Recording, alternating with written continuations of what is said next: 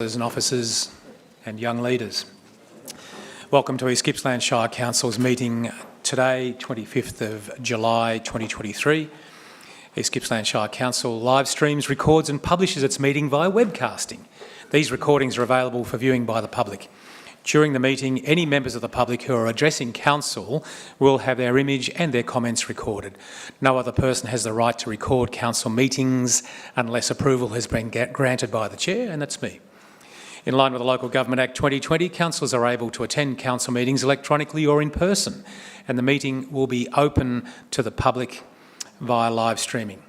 Members of the public are invited to view the live stream council meeting by following the link on the council's website or Facebook page. If council encounters technical difficulties tonight with the live streaming during this meeting, we will adjourn until the issue is resolved. If the technical issue can't be resolved, the meeting may be postponed to a later time or date. That hasn't happened, so fear not. East Gippsland Shire Council acknowledges the Gunai, Kurnai, Monero and Bidawal people as the traditional custodians of this land that encompasses East Gippsland Shire and their enduring relationship with country. The traditional custodians have cared and nurtured East Gippsland for tens of thousands of years. Council value their living culture and practices and their right to self-determination. Council pays respect to all Aboriginal and Torres Strait Island people living in East Gippsland, their elders, past, present and emerging.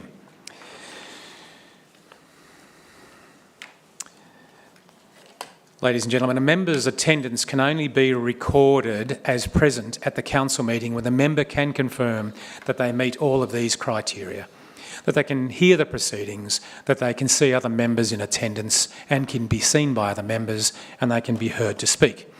So we have Councillor White, Councillor Greason and Councillor Buckley online with us tonight, and I'll confirm with each of those councillors in turn that they can see, hear and be heard by each other, and to note assurance from each that the location they're participating from is secure to ensure confidential deliberations remain confidential.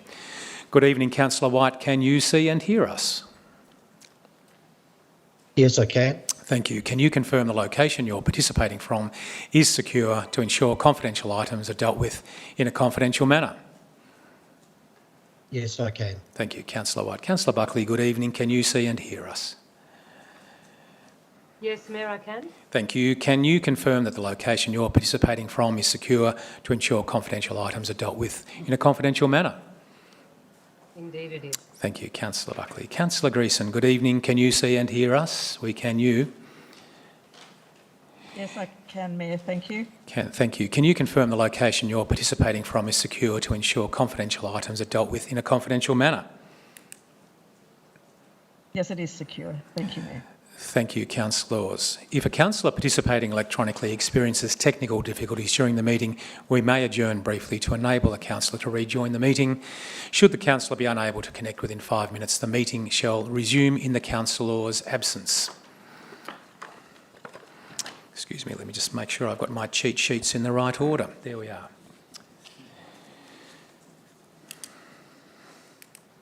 CEO, we're up to a 1.2 apologies. Are there any apologies? None have been received, Mayor. Thank you. Councillors and officers, are there any declarations of conflict of interest?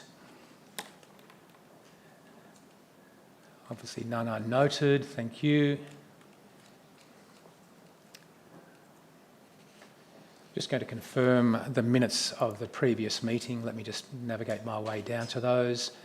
That the meetings of the council meeting held on Tuesday 27th of June 2023 being confirmed.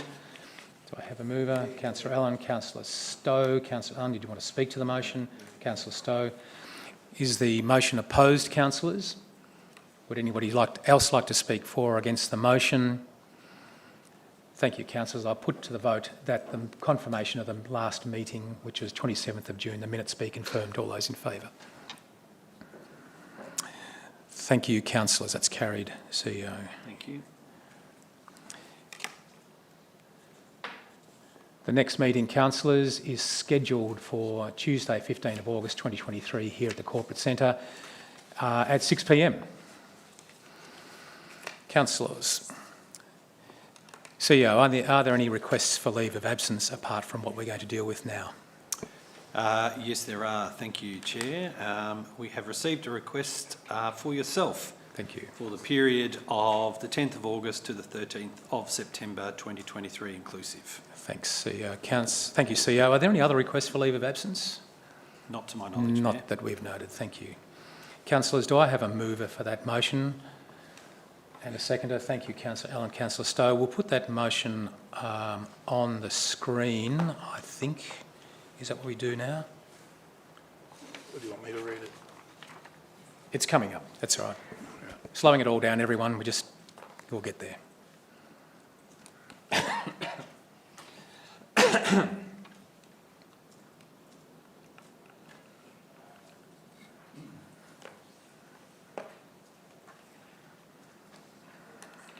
There it is, pretty simple. Councillor Allen, did you want to speak to the motion?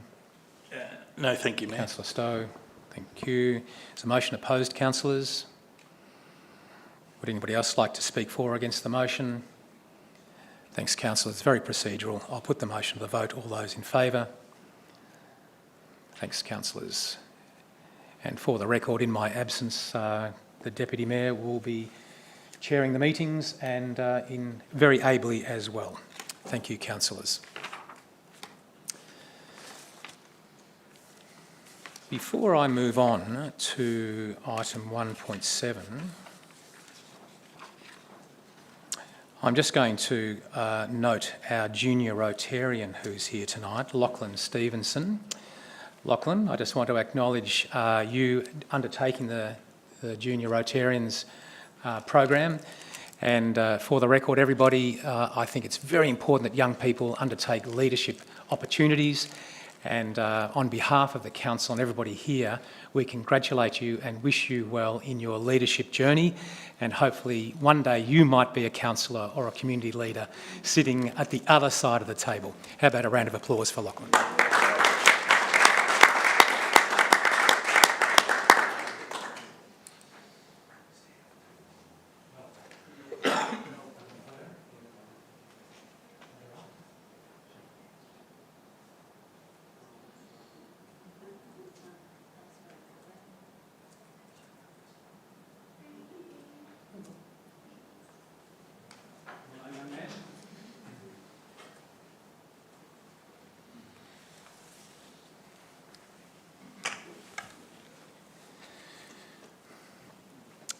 Right, thank you.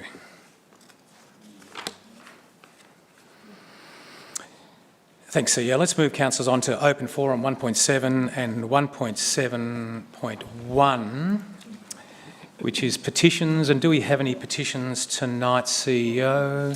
Thank you, Mayor. Yes, we do have a petition. Thank you. And I'd just like to make a note that although the petition's not listed in the agenda, Council has received a petition in relation to the draft rural land use strategy that is on tonight's agenda. So it is appropriate that that be received tonight. And I'll just ask Ms Elling, Acting General Manager of Business Excellence, to present that. Thank you. Thank you. And through you, Mayor, Council has received a petition from Mr Carl Fickner in relation to the draft rural land use strategy. Councillors have been provided a full copy of the petition separately, and in the interests of respecting the privacy of the signatories and in accordance with the Privacy and Data Protection Act of 2014, a copy of the petition will not be displayed on screen tonight. The petition meets the requirements of Council's Governance Rule 8.7. Accordingly, it has been approved for presentation to Council by the Chief Executive Officer. The petition contains 425 signatories, and the petition to Council is to ensure a fair and equitable decision-making process for notifying every affected landowner with 40 hectares or less, assess properties individually instead of implementing a blanket rule for all East Gippsland landowners, preserve the current farming zone to protect the rights of existing 40 hectares or less landowners, safeguard future investments and economic growth by considering the implications of rural land use strategy on housing affordability and accessibility, and finally, defer the rural land use strategy vote until February 2024, allowing sufficient time for meaningful community consultation and transparency. Thank you, Mayor. Thank you, Ms Elling. So I understand that the head petitioner, Mr Fechner, is in attendance tonight. Is that correct? And is... Yep, good on you, thank you. So I just want to remind everybody and members of the public addressing Council to extend due courtesy and respect to Council, its staff and the processes under which we operate. And please remember that you take direction from the Chair whenever called on to do so. So there won't be discussion or debate with public questions or submissions. However, councillors may ask questions of clarification of you, Mr Fechner, or other speakers. And I've got the right here, as the Chair, reserve that right to cease a question or submission at any point if it's deemed inappropriate or inconsistent with Council's governance rules or the Mutual Respect Charter, and the Mutual Respect Charter is displayed outside in the gallery there. So, Mr Fechner, please come and join us and address Council in accordance with the governance rules, and you have 5 minutes. Come on in.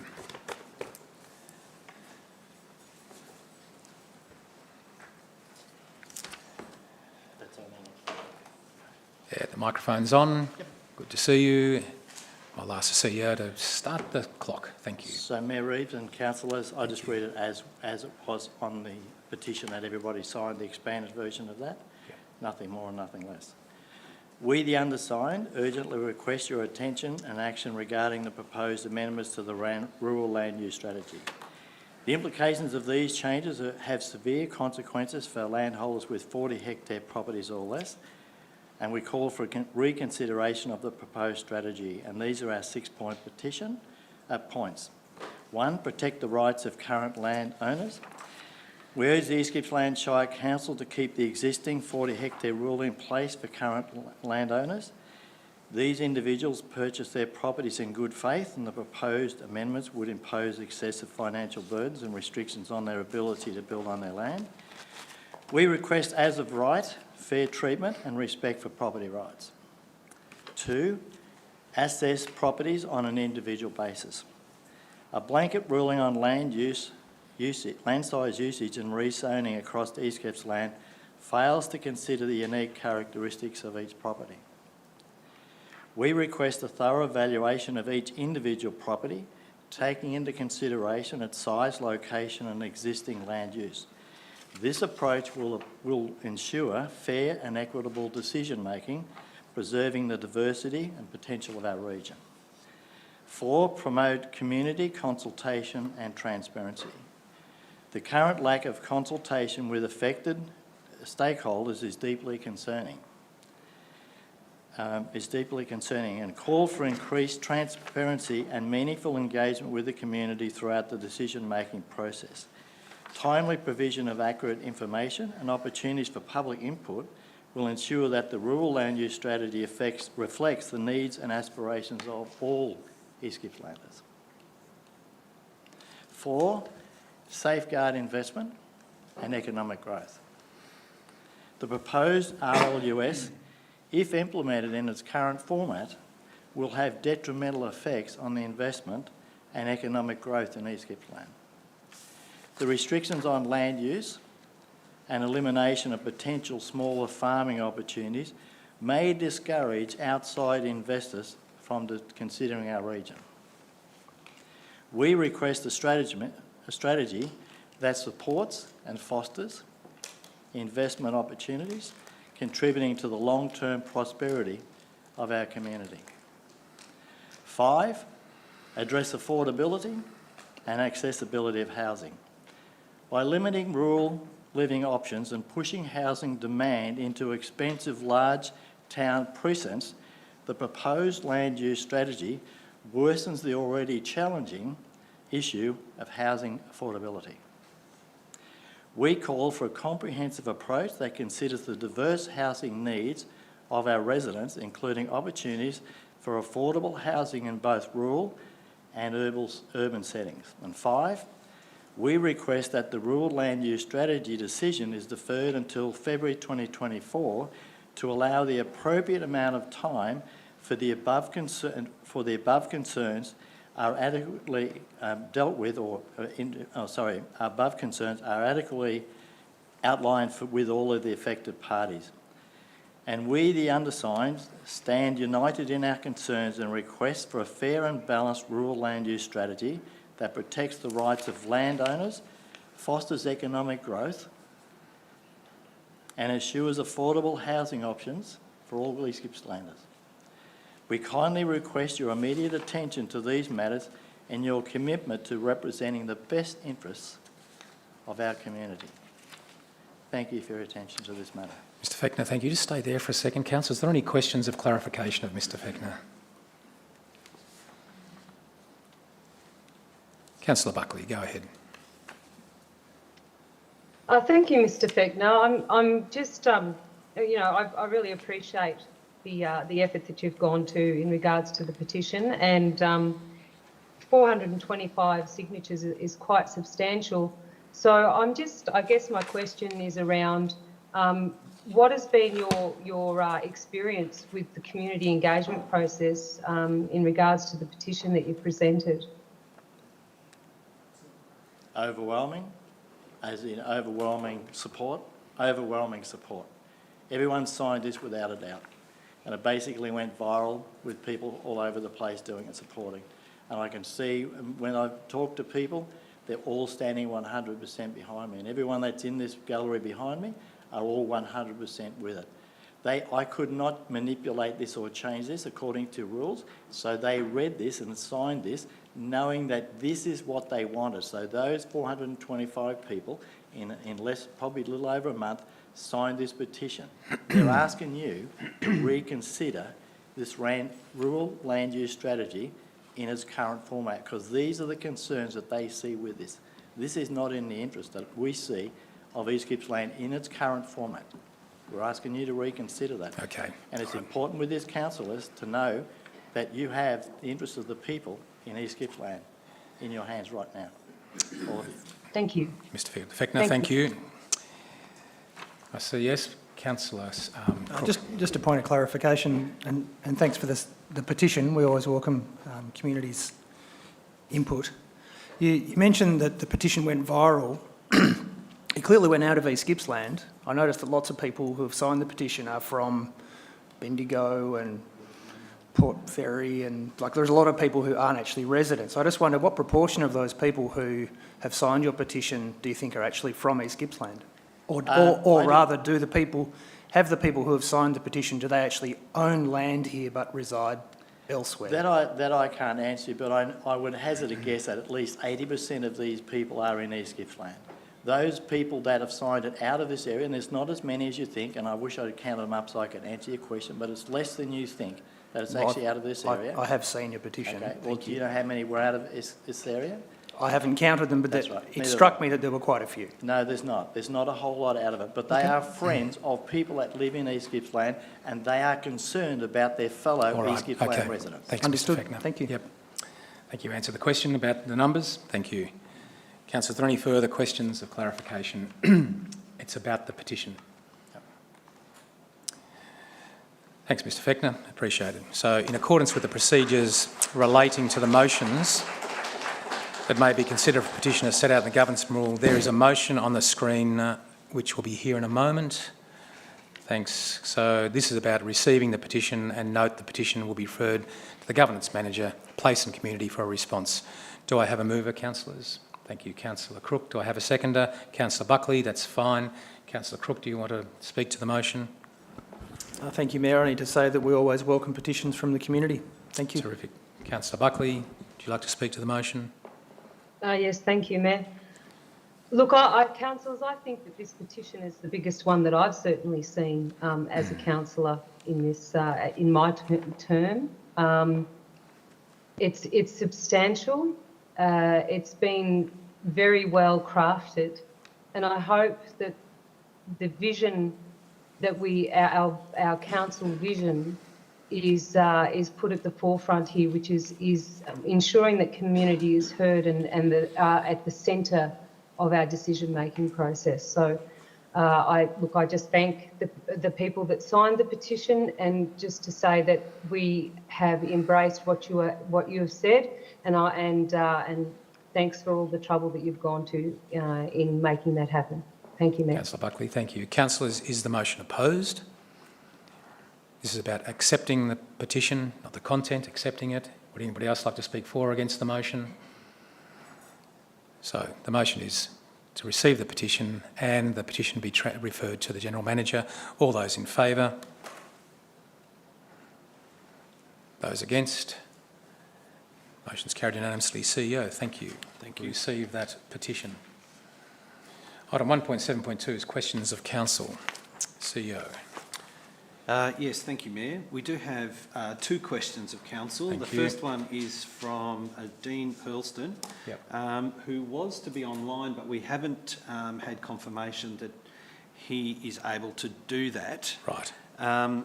So in his absence, I would just note that Mr Hurlston's question related to cost shifting from state government to local government, and was seeking an understanding of what those costs were and are for council, and if it's able to actually fund those from its annual budget. So we will provide a response to Mr Hurlston, who clearly has not been able to get here tonight. Okay. It's So a that bit gives of you a, a sense broad of it. question to answer specifically tonight, so we'll deal with that. Indeed. Yep, indeed. thank you.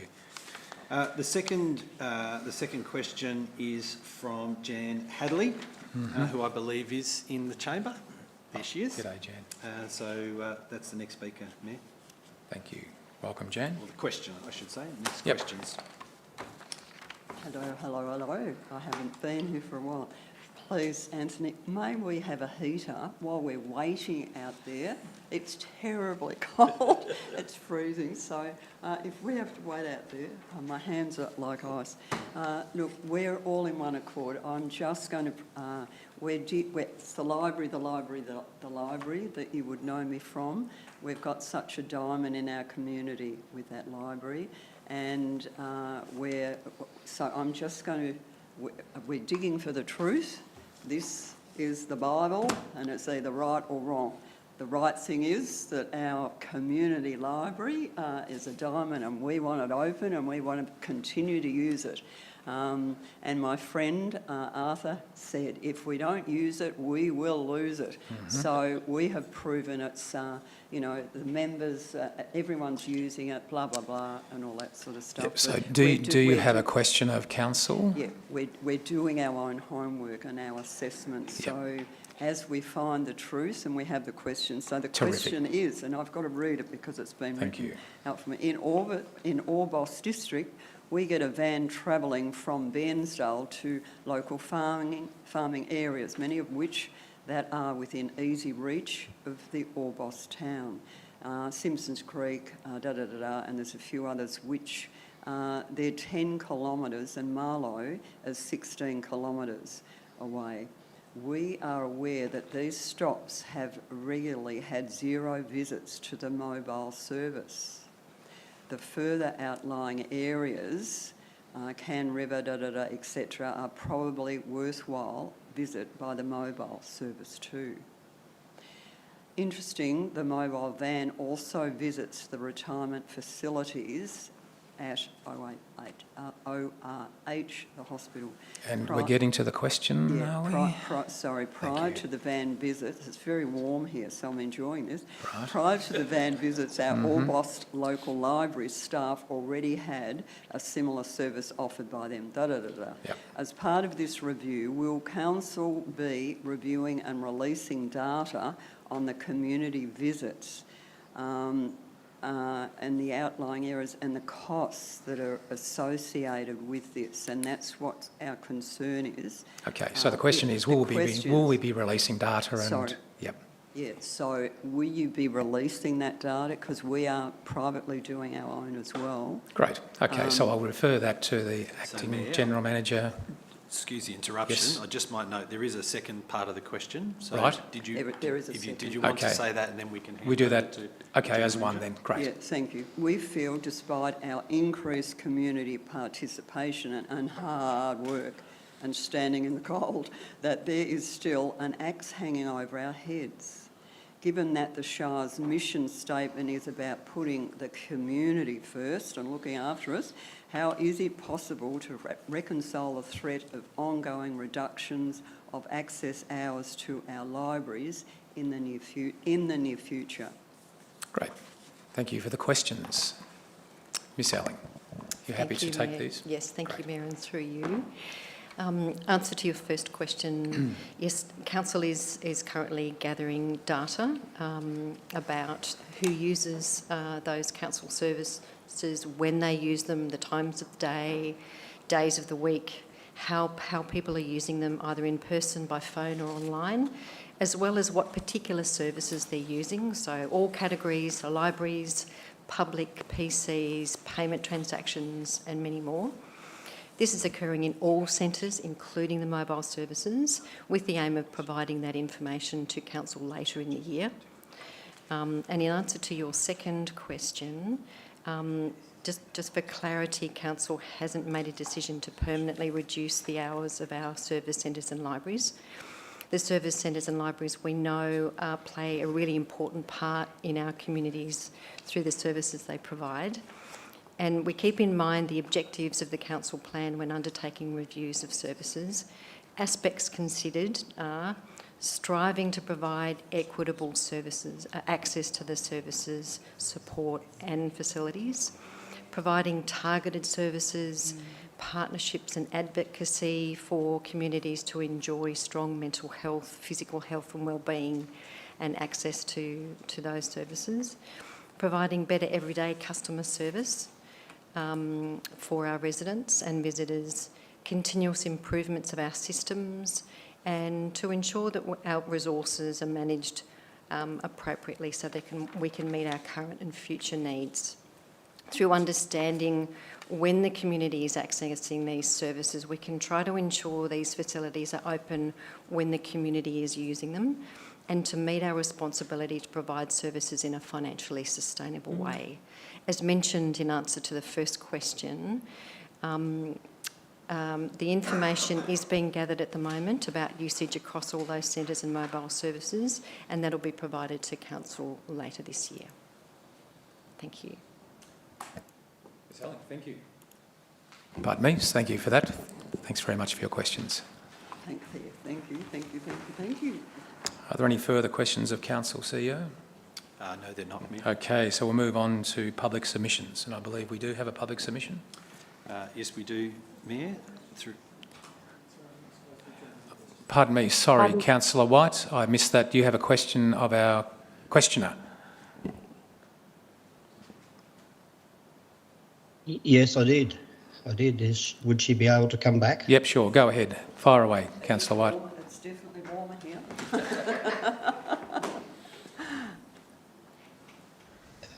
Yeah, thanks for your presentation and your questions. Oh, there you are, John. Mine has been, my interest there is in the mobile service because, of course, the buses and providing that service is probably quite expensive.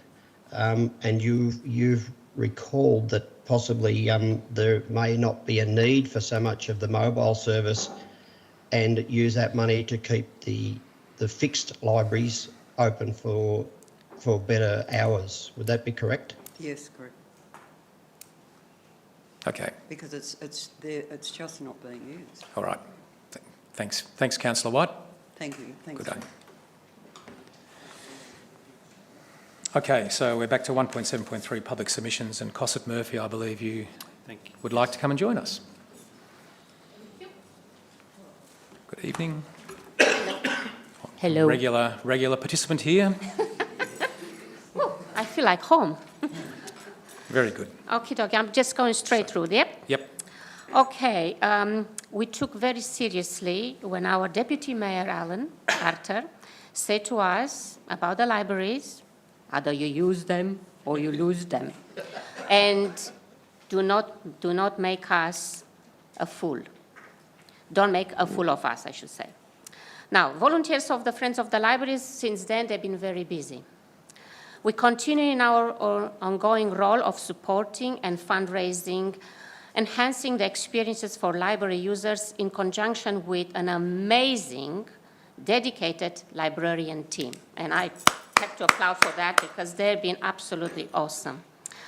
We hold competition, social morning teas, and support for events to diverse social groups like gardening groups and knitting groups, To attract all age groups, we have purchased 2 Nintendo's games, jigsaw puzzle, outdoor tables, indoor furniture, library flags so people know where we are. We organized book sale and book competition and 3 sets of books for bibliography book clubs, as well as providing volunteers to cater for film screenings, children's events, and the special National Library Days. But most importantly, our library supplies a social hub for many who post-COVID feel disenfranchised and socially disconnected, especially noticed in the aging population. Libraries are a welcome respite in times of climate extremes. Last November, Tom Crook asked for more and better statistics to be employed. But we still don't have statistics from pre-COVID, COVID, and November last year to measure our efforts. We cannot plan, implement, and promote strategies to increase the library patronage if we don't have a way of measuring the data. This information needs to be made available to our volunteers groups who are working so hard to keep these libraries open. We did have discussions, meetings once a month, and people do come, but we still need the data. So please, councillors, help us to help you and not making a fool of ourselves. Thank you. Thanks, Cosset. And no doubt people attending the library will contribute to the data, so keep them coming. Where do you think I'm there from Monday to Friday? Are there any other public submissions, CEO? Not at this stage, Mayor. Rightio. There are some others to speak before some items. Okay, so I don't think we've got any items for noting tonight, do we? So we'll move on to item 2, councillors and members who are here. And that is item 2.1, and there's a motion, a notice of motion from Councillor Buckley, but I believe we've got a speaker to that notice of motion beforehand. Is that correct? That is correct, Mayor. Mr. John Butler-Cole, who I believe is joining us online. He hasn't joined? Okay, that's a shame. I don't have any detail other than what was in the request to speak, so I can't provide any more detail, Mayor. All right, well, let's move on to item 2.1 then, councillors. And Councillor Buckley, you have a notice of motion. Yes, Mayor, I do. I just have a question first before we move forward. What's the process when someone comes online? How do we connect people into being able to converse with us in regards to perhaps the last John Butler-Cole who was wanting to speak to the motion? So if the person's not there, we can't sort of conjure them in. They have to actually join. An invitation's been sent, I believe. So the invitation's gone. So if they don't join us, then they're not here. So take it away, Councillor Buckley. Thank you very much, Mayor. So many of the councillors would have already read the rationale that I have put forward in regards to this motion. Councillors, the draft rural land use strategy is a significant strategy that has the potential to affect landholders and the future of East Gippsland. Many in our community have stated it requires further consideration. The 2 hours that have been afforded to the council group to address all these issues in briefings is not enough. Councillor Buckley, sorry, we just need you to table the motion. So, so if you go back to the start there, so we need you to actually put the motion on the table and get a seconder, and then you can talk to it. Is that all right? So of course it is. Take it away from that council defer consideration. No, that's all right. We'll guide you through. Go ahead.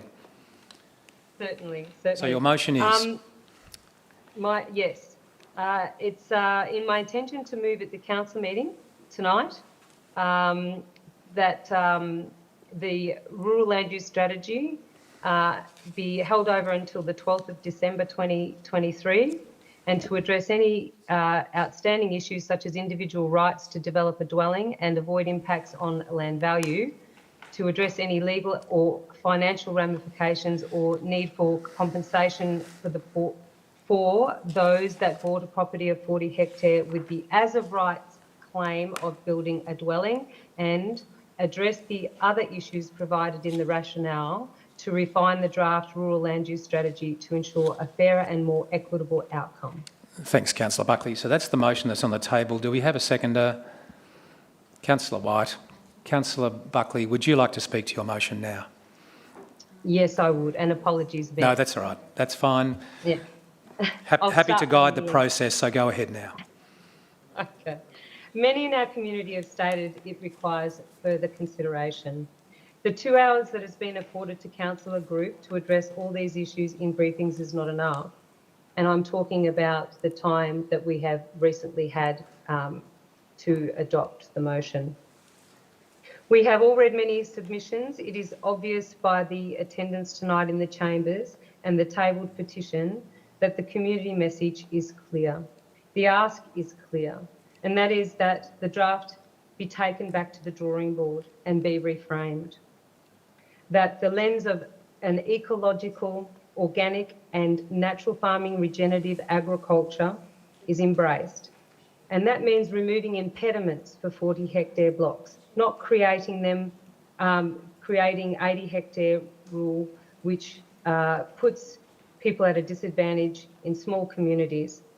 And also to address the application of the blanket rule that no further development will be supported outside of a 5K radius of the smaller hamlets in our region. We must address individual rights to develop a dwelling and avoid impacts on land value for those that own a property of 40 hectares and have bought in the good faith with an as of right entitlement to build on the farm. The economic disadvantage of the introduction of an 80 hectare planning permit and the removal of this as of right entitlement will have severe economic implications. And it concerns me greatly that to adopt this rural land use strategy in its current form could result in a class action against council for financial loss of affected landholders. Hearing comments such as there will be winners and losers with this strategy, and this type of thing happens all the time, in my view is an unacceptable position and statement to make. This has been said fully knowing that planning amendments will devalue the landholders' properties, jeopardise their financial security and may undermine their ability to fulfil financial commitments when made when purchasing the land. There's been no provision of compensation to the landholder in this rural land use strategy, and to apply retrospective new planning laws and disregard the as of right laws is an injustice and it's unfair. It also presents the larger adjacent farm holders to snap up smaller farm allotments to make larger farms. To quote an email that received today, the draft strategy is not applied, it has not met its mark.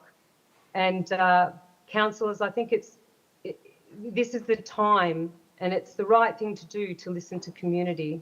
So please support my motion to take the strategy back to the community and back to the drawing board and to get it right and avoid an expensive panel hearing and a time-consuming process to the community if we pass this motion in its current form. So I hope that I've hit my mark with my comments this evening, and I hope that you can listen to community and that we allow this to go back until December to make sure that we get it right. It's our duty. Thank you. Councillor Buckley, thank you. Councillor White, you seconded the motion. Would you like to speak to the motion? Yes, thank you. Just at the outset, I would like to say something that's a bit of a worry. With our going out to the community for feedback on not just this item but many other items, we don't seem to be hitting the mark and getting to the people who need to know that something's happening. And it isn't until we get to the pointy end, like this strategy, that the people suddenly become aware of what's been going on. I don't think it's a matter of ignorance. It's just Point a of order, matter Mr. Mayor. Councillor White, stand by. What's your point, Councillor? I think that this Councillor White needs to respond, needs to speak to the notice of motion and not bring in any other points. Your point's upheld, Councillor White. It was my consideration as well. Could you speak to the motion, please? Okay. My part in this is actually in supporting Councillor Buckley is that I've been back rereading the documents and I've come across some things that are a real worry in how this has all proceeded. I've come across a declaration of perceived conflict of interest and authorship alterations. Councillor White, I'll just draw your attention, and once again, without Councillor raising a point, that you are speaking for the motion that is to defer the consideration of the draft rural land use strategy, and I'll ask you to speak to the motion and not venture away from the motion. Thank you. This is actually why I'm supporting the deferment, because I think we have some problems, some real problems, and they are problems that may be raised at sort of things like ministerial level or inspectorate level in terms of what has come to my notice about this, and so it is still relevant to the deferral.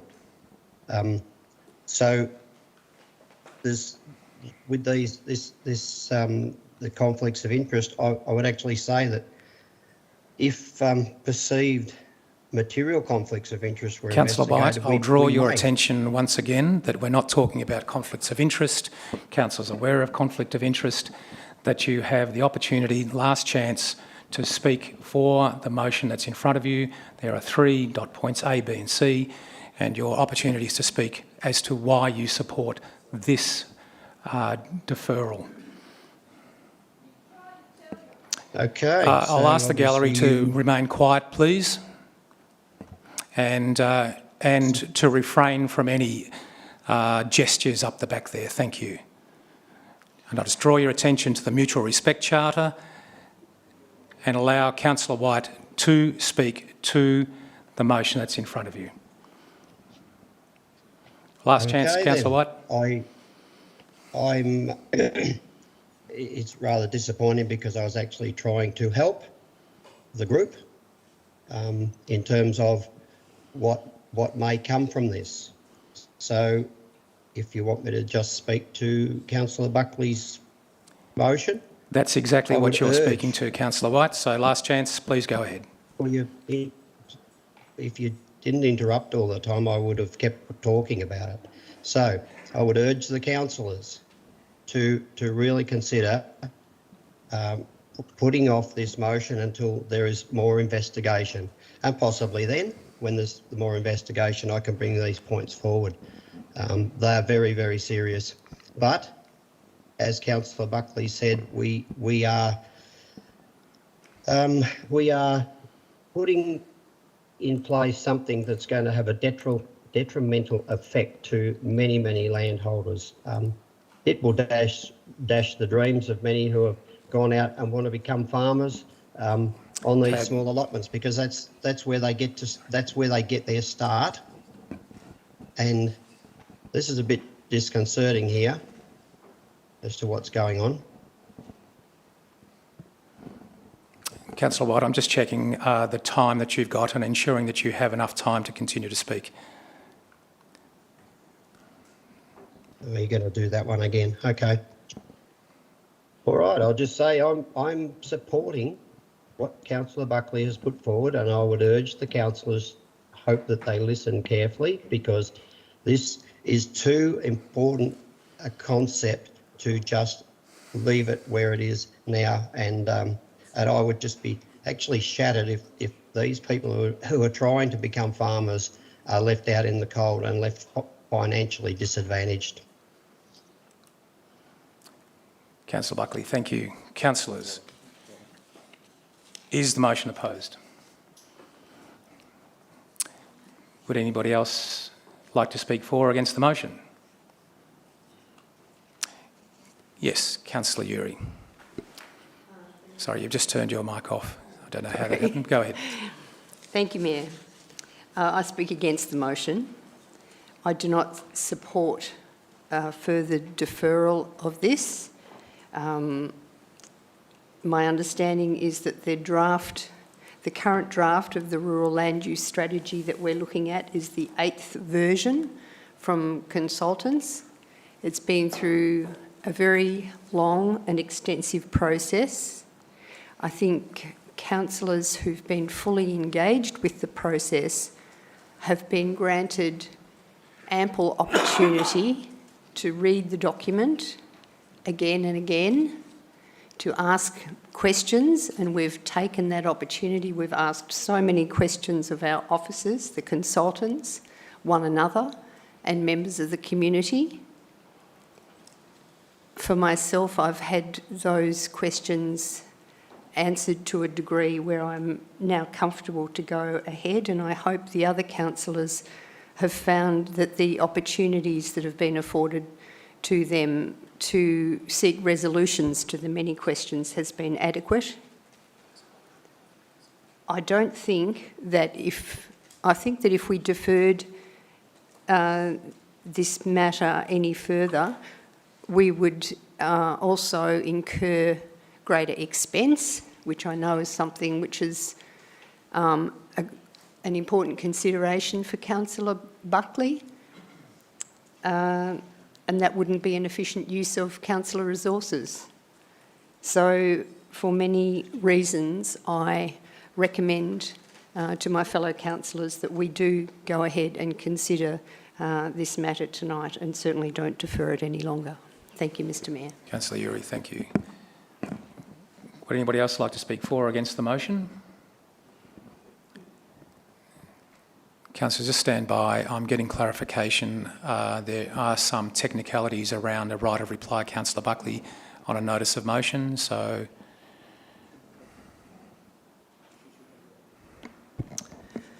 Thank you, Chair, and through you, yes, the that's my mover of that understanding. motion does have a right of reply.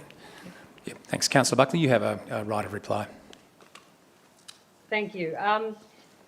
I thank Councillor Uri for her comments. However, one thing I can concur on is cost.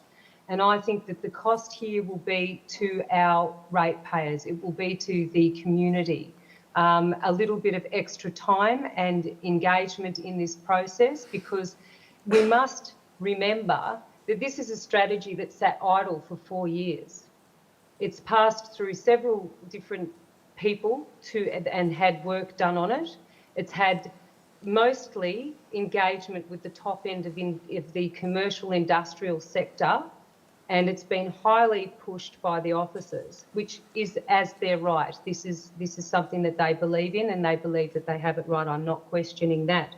However, I do question that the wrong lens has been applied, and I also must make it clear that ever since this came to my attention, I have consistently and over a great deal and length of time opposed the 80 hectare rule.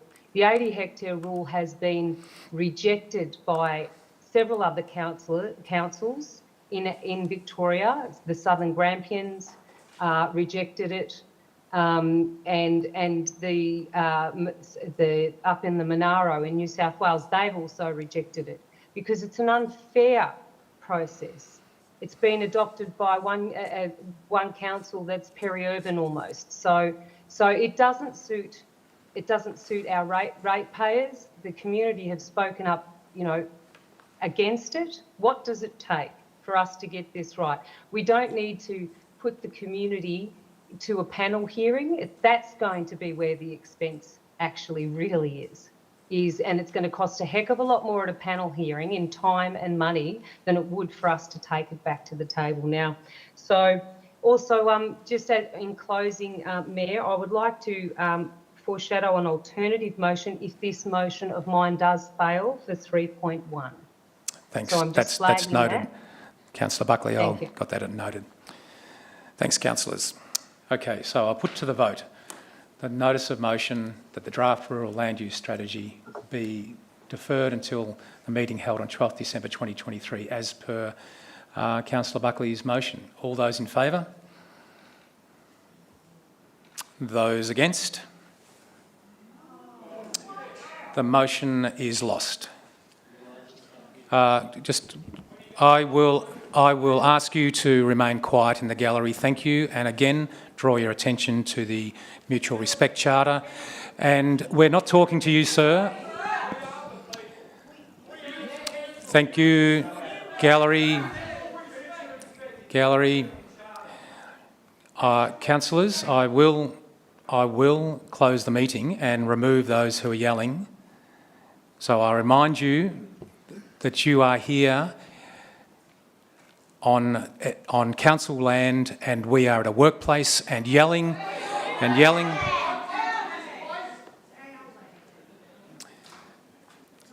We're going to move to the next item, and I'll ask you once more to refrain from yelling. The next item is item 3.1, councillors. One last chance. The person who yelled that, the last chance.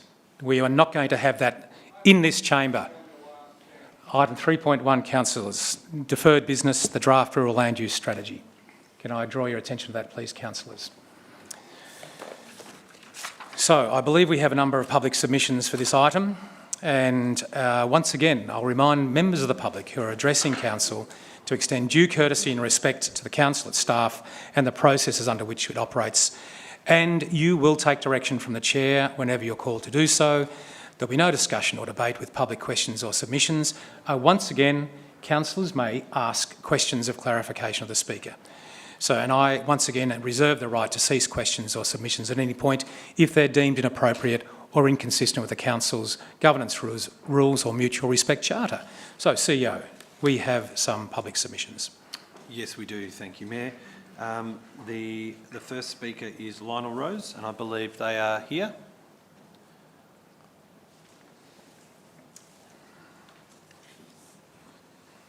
Thanks, Lionel. Good evening.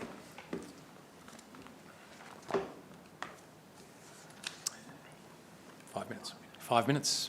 Okay, put the glasses on. Okay, while I believe it's essential to protect farmland for food and fibre production, I also believe particular aspects of the rural land use strategy, namely the intention to introduce restrictions on the construction of residents in the rural farming zone on lots of less than 80 hectares, will have serious implications to the communities where this policy is to apply. One, a farmer's property is a superannuation. By increasing the size of a parcel of land on which a residence can be built, the market demand for that land is decreased, thereby making it more difficult for the farmer to access his superannuation. Given the ageing of the farming community, this is an important issue. Such a policy change will all make it far more difficult for the younger generation to establish themselves in farming.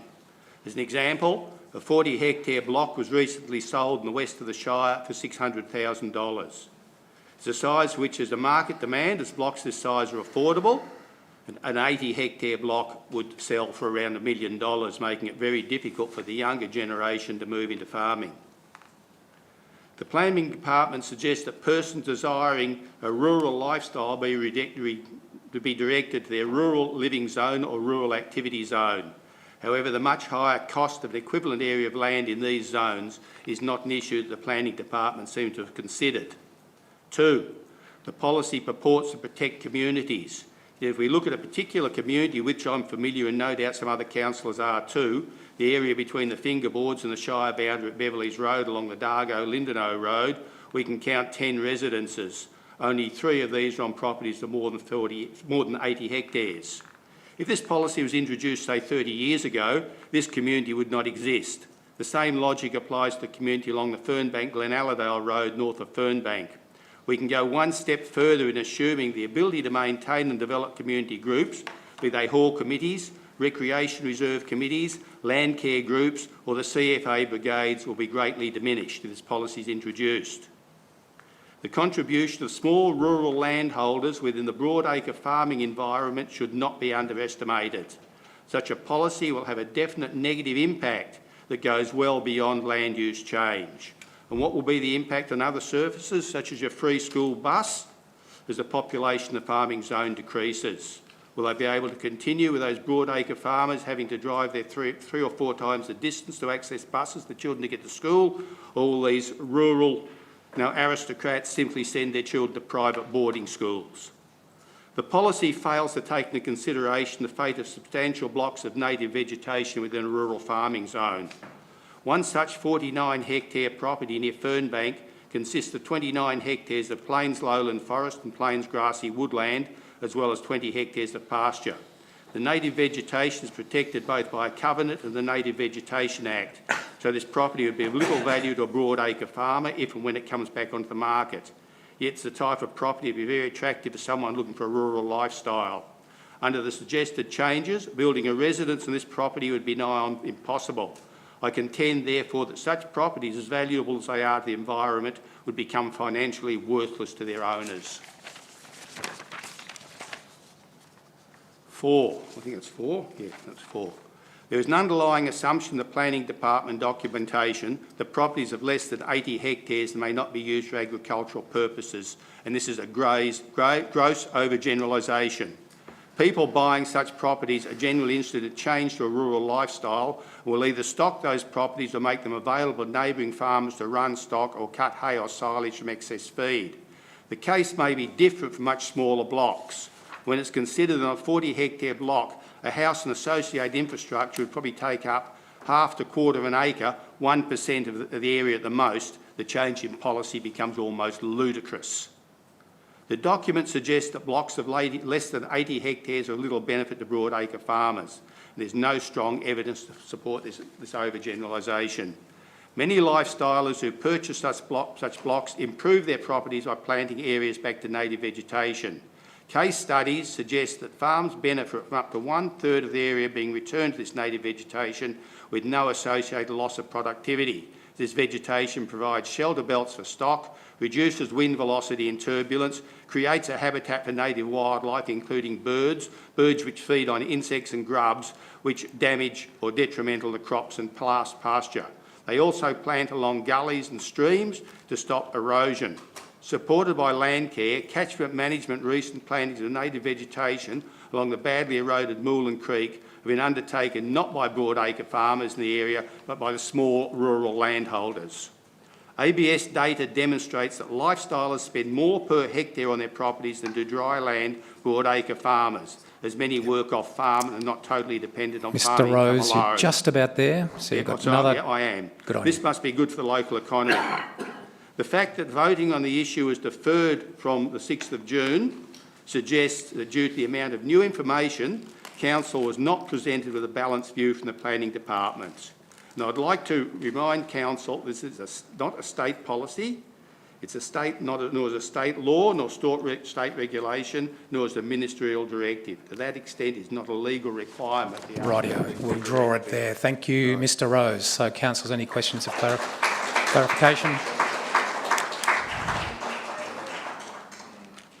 None. No. Councillor Buckley, quick question. Stay there, Lionel. Thank you, Mr Rose. I really appreciate your heartfelt message there. May I ask just a clarification of how this will affect you if this rural land use strategy is adopted this evening? How it'll affect me and my family, is that what you're asking? That's right. Right. We own 3 properties. One is 110 acres, just over the 40 hectares, on which we live. We have a property next door that's protected by the Native Vegetation Act and a Flora and Fauna Covenant, which I've referred to there. And we have another property 5k away of another 49 hectares. We run 300 sheep and we've got 30 head of cattle at the moment on adjustment. I'm 72 years old. My wife's a little older. She was a cradle snatcher. We're looking at retiring. We may look at selling 2 of the properties and building on the remaining property. This would not be possible under this change of policy. It would mean that 2 properties would become virtually unsaleable, and we're looking probably $1 million in those 2 properties that would be tied up and not available for our superannuation or retirement. And I'm one of many people in that situation. I think I counted 6 or 7 properties with similar areas of native vegetation on in and around the rural farming zone. And I think a similar question was asked at the June the 6th meeting about people who wanted to live in a rural lifestyle with bush around them, and somehow or other they were referred to the rural conservation zone, when in fact there are a lot of properties within the rural farming zone that meet those requirements. But it would cost us 2 of the properties, they become unsaleable. Mr Rose, thank you. Another question, Councillor Crook. Thank you, Mr Rose, for your submission. I just wonder, are you aware that we have actually made provision in the draft strategy as it stands for those areas that are home to significant environmental values, where we'll actually look favourably on the development of a dwelling and the building of a house, where it can be demonstrated that that house will lead to greater care or conservation of those natural values? We've actually made a provision for that in the draft rural land use strategy as it exists. Yeah, okay, now that's halfway there, but are the constraints and the regulations written in, or is it going to be a qualitative assessment? How do you make that assessment? I can't speak to the details of the assessment. I understand that will be undertaken by the planning team, but there is definitely provision in there for the creation of a dwelling where there are significant conservation values, and you can demonstrate that the creation of that dwelling will lead to their betterment. And what will that cost the Okay, so landowner? we won't actually enter into a debate about this at this stage. Councillor Buckley, I might just move on unless you have one more question, or is that the legacy hand? Yeah, that's... Clarification. That is a legacy one, yeah. Okay, thanks. Thanks, Mr Rose. Good on you. Another speaker, CEO. Thank you. Thank you, Mayor. Yes, the second speaker is Joanne Eastman, who I believe is here in person as well. Joanne. Oh, yep. Hello, Joanne.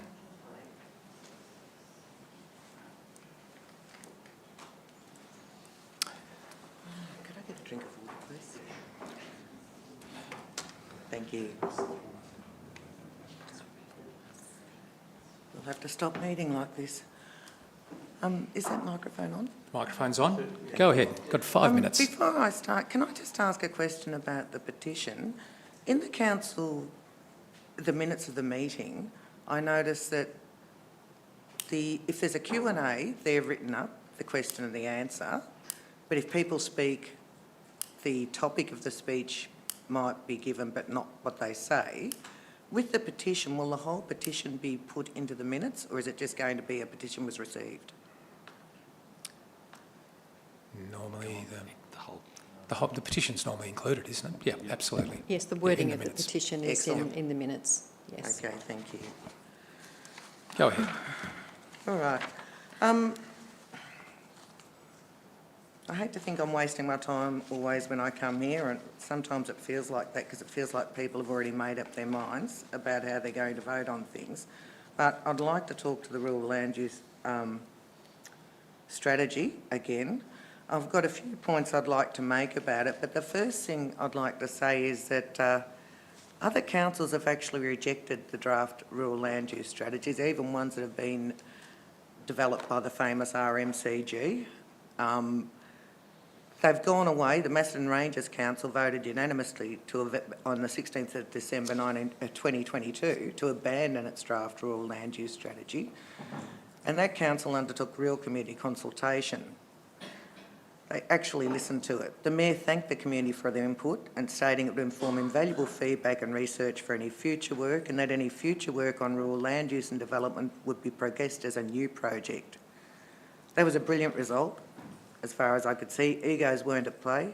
The community was listened to, and council staff and councillors did not try to force a clearly inadequate strategy that had not taken into consideration the complexities of that Shire into account. Interestingly, Macedon Shire only has 135,000 hectares of land zoned for farming as opposed to East Gippsland's 416,000 hectares. It's also got a 40 hectare as of right dwelling thing, so a third of the size of East Gippsland and can still manage 40 hectares. There was an excellent summary of the problems with the strategy, that it failed to recognise the changing nature of farming, including multifunctional holistic outcomes, the failure to recognise that rural land use is not solely about managing agricultural production, but also about managing ecosystem services and landscapes which the community wants protected and enhanced, and that land use for agriculture and lifestyle are not incompatible, and that both roles involve land and water stewardship for future generations. One of the things that noted is looking at the way the strategy was developed was almost looking at the past rather than to the future and acknowledging the changes that are required under the impacts of climate change. I look at the strategy myself and think of, I've been in East Gippsland for over 40 years now, and I look at what's happened to the flats with the horticulture. It's brilliant, the horticultural industry, but it has been stripped bare of every tree and anything else on the flats. And the strategy is proposing to do exactly the same on the hill country around Lynn South if big farmers have their way. It's going to be a step backwards as far as climate change and the environment are concerned. The strategy also fails to acknowledge, and this is a point brought up by the Macedon Rangers, that combining farm and off-farm income is perfectly legitimate and even laudable, and it doesn't acknowledge that COVID has added a new dimension to the model with more people working from home and escaping urban areas.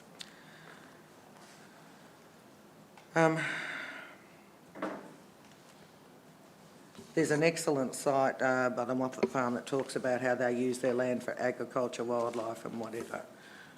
So I'm just putting it out there that you've got every right to reject the strategy it is, and as it is, and to actually go back out and do good community consultation. Because one of the things, and I think John White tried to mention it, the consultation has not been good on this strategy, and I know that at the last council meeting I was watching online, Councillor Ellen seemed to think it had been going on for years and should be finished off with. Well, the original was drafted in 2015. It had notable mistakes in it, some questionable and contradictory assumptions and claims. It also seemed to go against a 2013 planning amendment. It mentioned a lot of negative impacts of the 40 hectare as of right things. Sorry, that one doesn't so much, but it didn't acknowledge the diversity of East Gippsland and the need for growth in rural and remote populations. The 2015 strategy doesn't seem to have gone out to any consultation. A handful of stakeholders might have been shown the background document, but it wasn't until 6 years later in 2021 that a version of the RLUS strategy was put forward. But that version was developed by RMCG and the Right Man consultancy. It was done and put to council then for council to adopt. It didn't actually go out to the community until August that year, I think it was. RMCG is not my favourite sort of consultancy, but I won't go into that. Suffice to say that they did a fairly poor horticultural report for Kelbar and the Fingerboards EES. So the 2021 June version was the first. Joanne, we just need you to wind up. You've got 20 seconds to finish off now.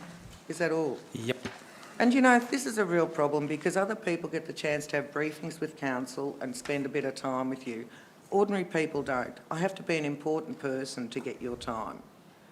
The last thing, and that really worries me. It takes me a lot of time to do the background work on this. How on earth does someone like me ever get to speak to you councillors and show you what I know?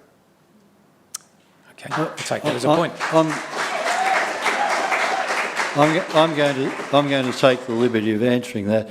My phone number's public, it's on the website, and I'm always prepared to speak to someone, and I speak to a lot of people. Well, thanks. You, but okay, I want to speak to the councillor group as a group, not one by one. All right, thanks, Sorry, Joanne. can I just make one last point? Do we have a choice? Yeah, you don't have a choice. No, because so if it's relevant to this, yes, go ahead. It's very relevant to this. April 2023, there was a new map on the strategy about farmland of strategic significance. Now, that had not been in the November 22 one or the August 2021 one. Just fact check that. I'm pretty sure I've seen it in the past. I've got the maps here. Yep. It takes the farmland of strategic significance all the way down to the highway now. It covers 500 metres around the thing. It covers my friend and family's property, and it looks like now, for me to do any, or for my family to do anything on their property, they're going to have to ask one of the horticulturalists if it's okay with them. Okay, thanks, Joanne. So I'd just like to make that final point. Do we have another speaker, CEO? Do you want to ask for clarification? Councillor, sorry, before you go, Joanne, just a sec. Any questions of clarification of... Yes, go ahead, Kirsten. Councillor Van Diggle. Thanks, Joe. There's been a few comments regarding... Your microphone's off, Councillor. There you go. Thank you. There's been a few questions regarding community consultation. What could we have done differently? Or if we do, for example, had we have gone with Sonia's motion, what would you actually like to see? I'd like to see it going out to every identified community across East Gippsland. Like, you've got community plans, you've got 12 discrete districts. Each district is very different. The strategy has done this sort of wholesale blanket thing across the whole of East Gippsland when it's a very diverse place. So consultation with all of those communities and being upfront with those communities about what is being proposed. There wasn't any upfront discussion with any of those communities, and the consultation that went out after February 2023 almost presented them with a fait accompli, Dorothy Dixer questions, and the type of, if you do community engagement, the type of survey that you can't say no to, because you can develop surveys that feed the result, that lead the result. And that's what's happened with these community consultations. So open community consultation, and so that people know what's being proposed. For instance, me finding out that farmland's now covered by this farmland of strategic significance. I had no idea about that, yet that's being voted on tonight. Okay. My family hasn't had a chance to look at that. Can I say just one further? Sure. So if our intention is to stop fragmentation of land, and that's still something that we want to go out to community about, is there anything really that will change through community consultation? Are you set on the Have you really, sorry, question with that. When you talk about fragmentation of the land, have you really looked at what's in there? Because a lot of our land, I mean, there's only a very small proportion of the total 415,000 hectares that is in the less than 40 or less than 4 hectares thing. It's, I think, well, I did the figures, less than 40 hectares is 20% of the land. So effectively 80% of the land is not being what you call fragmented. It's, you know, like it's not, and you're not getting those figures. So, sorry, I have done them, and that's why it frustrates me that there is no opportunity to talk to councillors about this.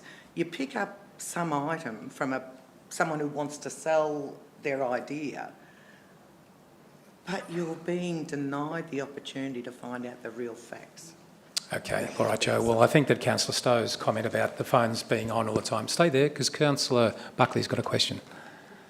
If you're... Yeah, look, thank you. It's just a further inquiry in regards to what you stated before about the fragmentation. I'm just wondering, would you entertain the idea that this is actually not, this strategy has not hit its mark, because by effectively joining the 200 hectare lots together, which would encourage farmers or that have those titles on their property to sell them in 200 hectare lots, thus breaking up farms quicker. So it could actually be counterproductive, the 80 hectare rule. Would you agree with that or not? I'm not sure, Sonia, how a farmer would look at it, and I don't think that the fragmentation is the issue that people think it is anyway. It's only an issue for a horticulturalist who wants to put a 90-metre spray across land and doesn't want anything in the way. At the moment, the strategy says that it's not council's business to look after people's superannuation, but it seems to have chosen its business to be supporting horticulturists and other big farmers who want to get cheap land. So, you know, like, I mean, you either favour one or the other. Surely there's a different approach you can take. Okay, thanks, Sonia. Councillor Buckley. Yeah. Councillor White, question of clarification of Joanne Eastman. Good, thank you. Well said, Joanne. My question relates to your discussion on the land of strategic importance set aside for expansion of the vegetable industry. So my question to you is actually, where do you think because it's a vast area, it's bigger than the actual river flats, where do you think the water will come from to grow the vegetables out at Hillside?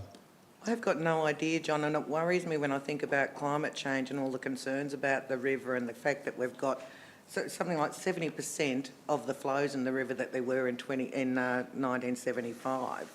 Where is the water coming from? I've got no idea. And I would think when you're looking at climate change, you would be looking for efficiencies, not for expanding and making it easier and cheaper for people to farm poorly. When I was first in the area, I remember friends had broccoli.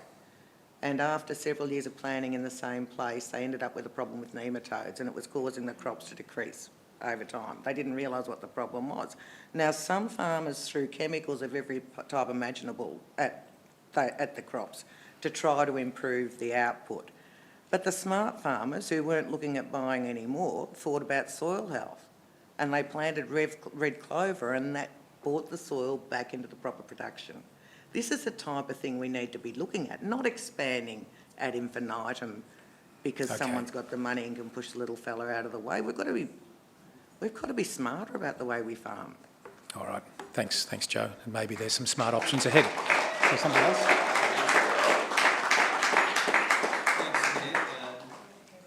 Thank you, Mayor. The next speaker is Robert Barbeques. See you, Lachlan. And I believe Robert's here. Robert Barbeques. Good on you.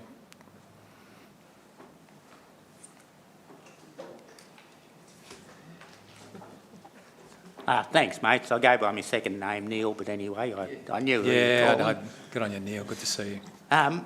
First off, I'm a foreigner. I'm just over the other side of Tom's Creek. But I wanted to give my perspective tonight. I bought my property in 2003, intending to establish a repository of the genetics necessary for horticulture to respond to a changing climate, and also develop a demonstration of low water use, low energy use horticulture on a small scale. Now, that required me getting a planning permit, which I didn't pay one. I did a few pictures on paper and sent it off, and I got my planning permit. But once I'd got my planning permit, it was virtually unaffordable.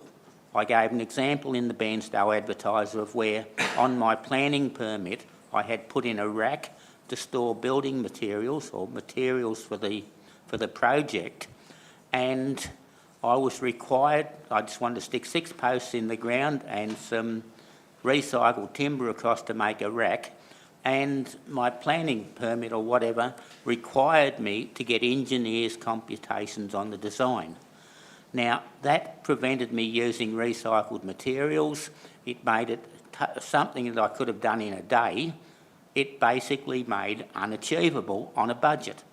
Now, the whole system is favouring large operators who go into debt and they whack up something. Well, I presume if they whack up a big shed, there's already engineers' specifications on the design. But as far as from an environmental perspective goes, it is far worse than me doing it on a small scale with recycled materials as I can afford.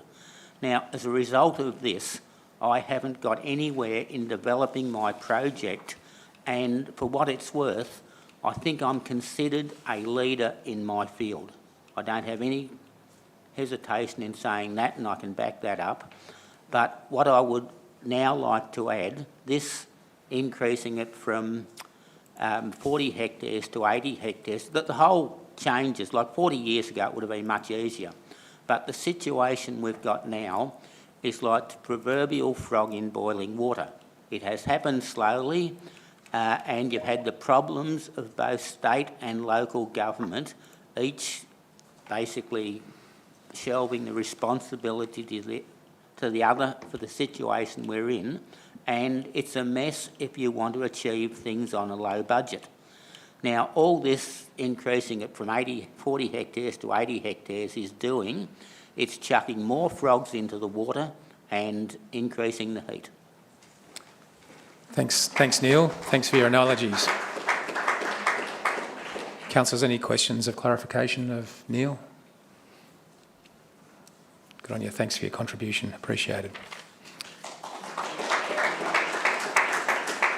And we have one more speaker, councillors. Well, through you, Mayor. Mr. Scott Dalziel. Yep. Thank you.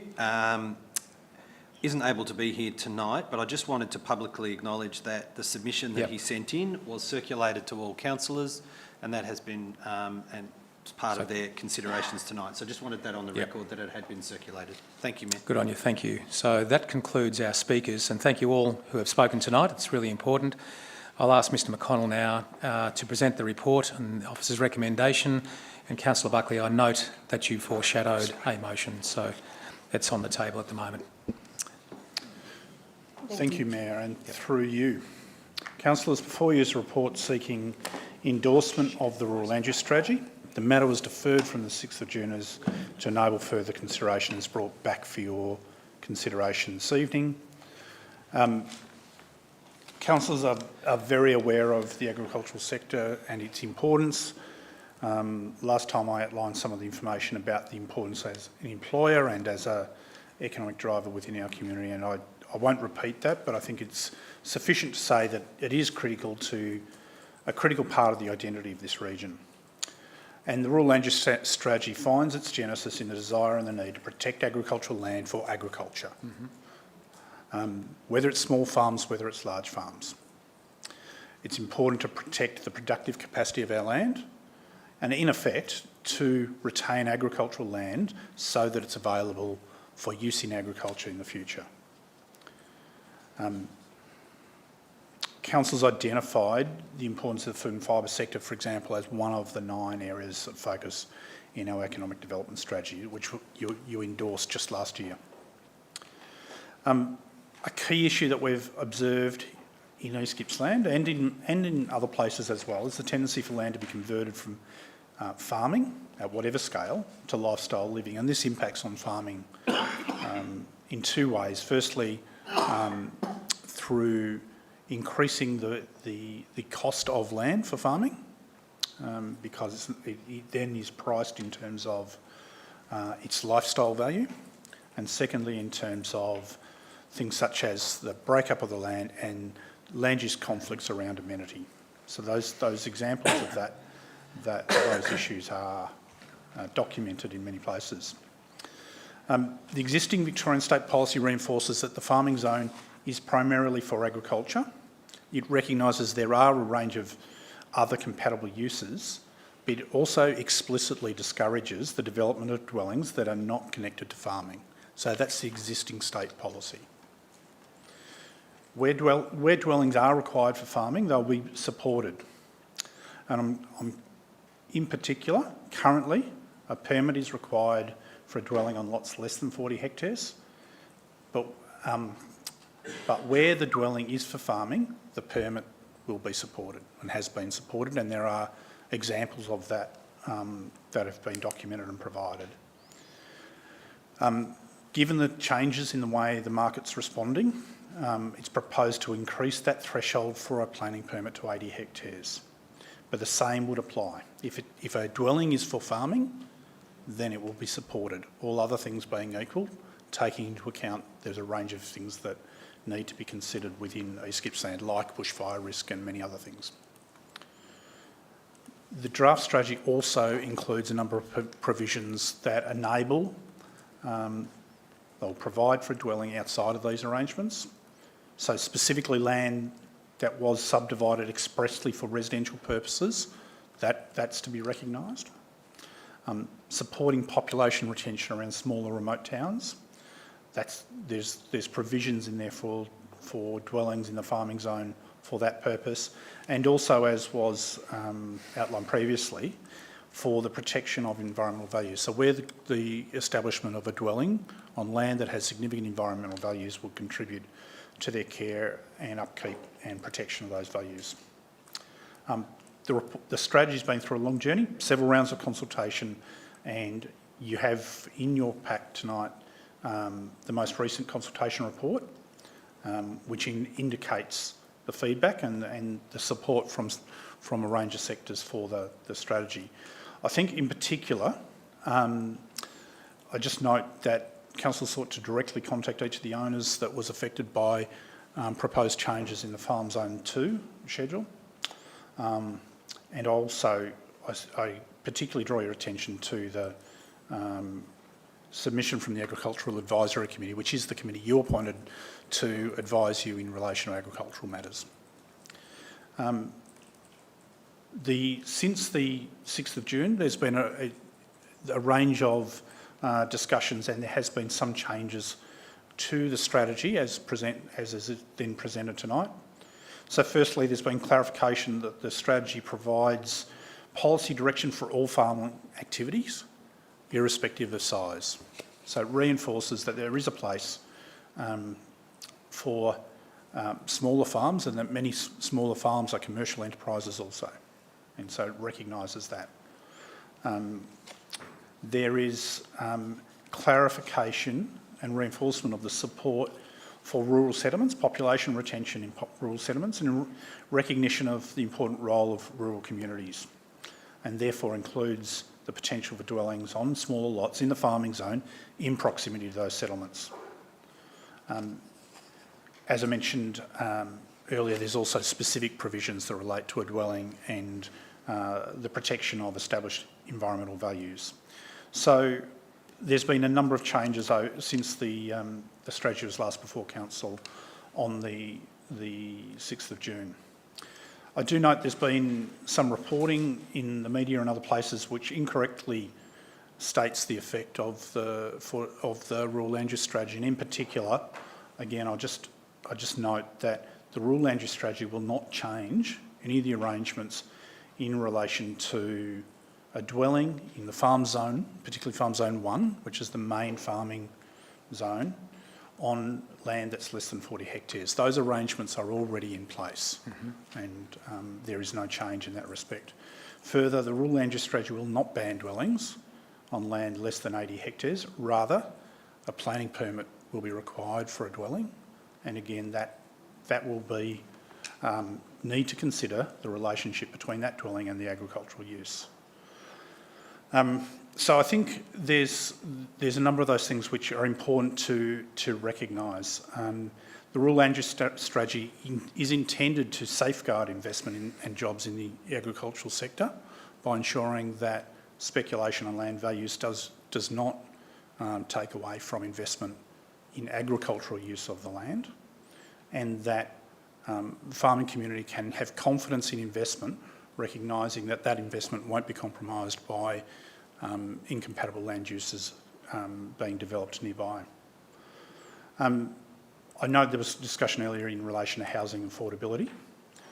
There is no change in arrangements for small lots in the farming zone, as we discussed, and the farming zone is not. Its primary purpose, is for farming. It's not intended as a zone for the provision of affordable housing. One thing I would again draw to your attention is whilst the strategy is important in terms of setting Council's direction, it does not have legal effect until it's incorporated in the planning scheme.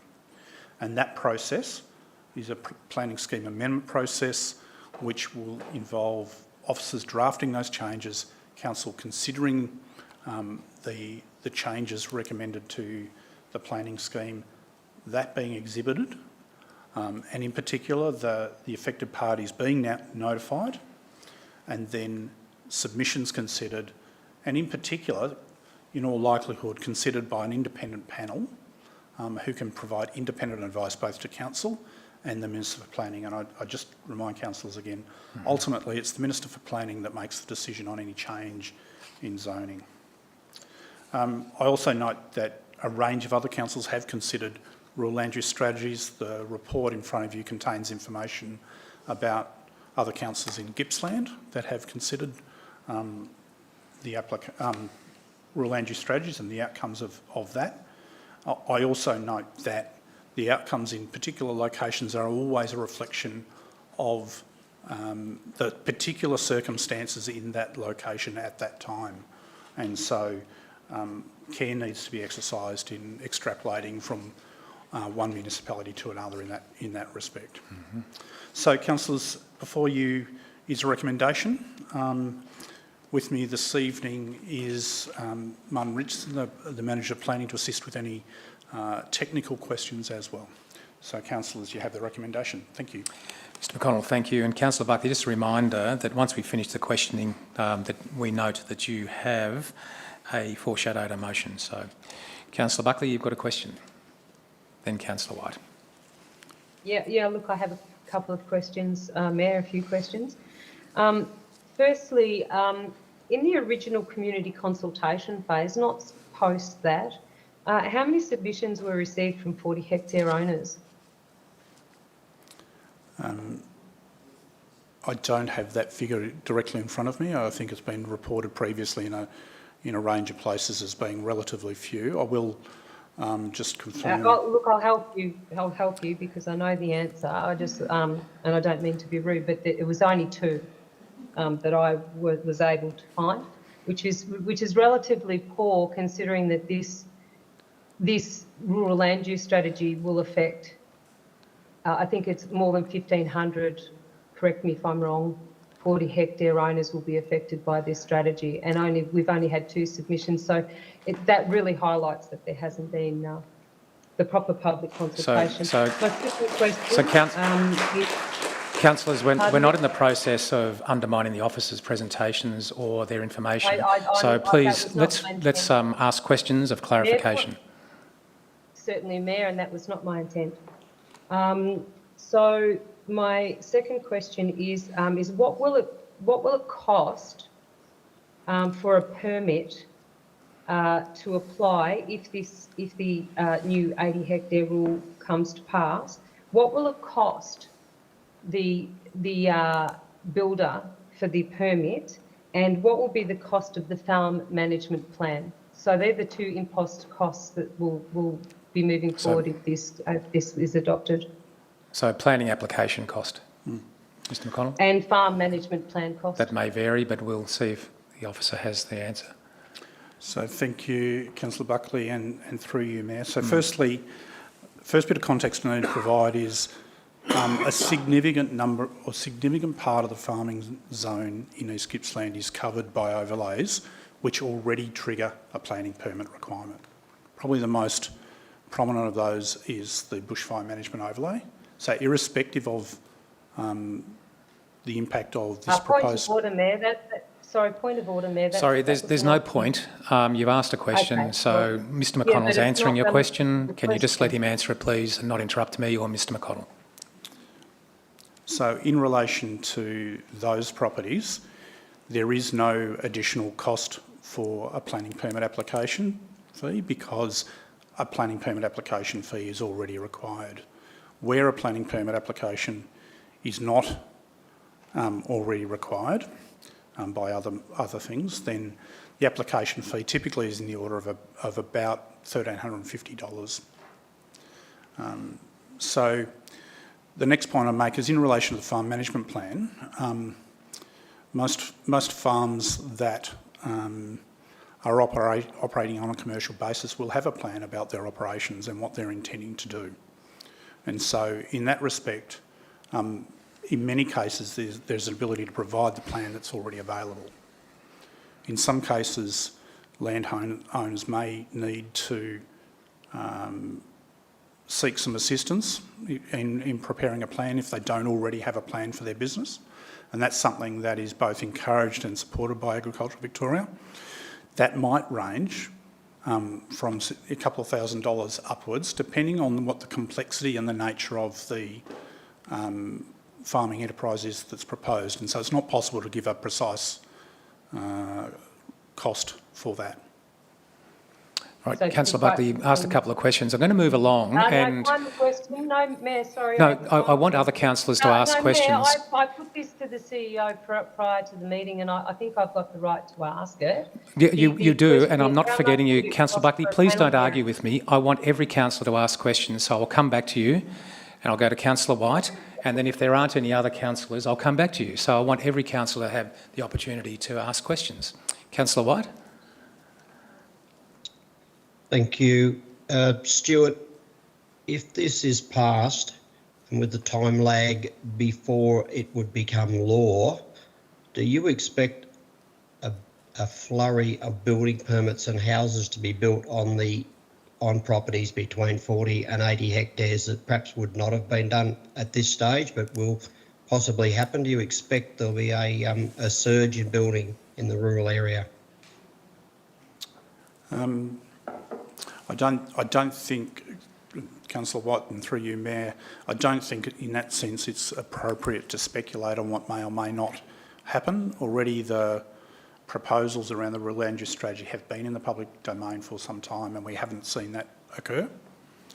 And again, as you indicate, there would be a time lag between if council was to endorse the policy, endorse the proposed strategy, and then the adoption of that through the planning scheme, and typically that might be in the order of 18 months or so. Thanks, Councillor White. Councillor Stowe. Yes, Mr McConnell, could I just trouble you? I know you touched on this a moment ago. I've got two questions.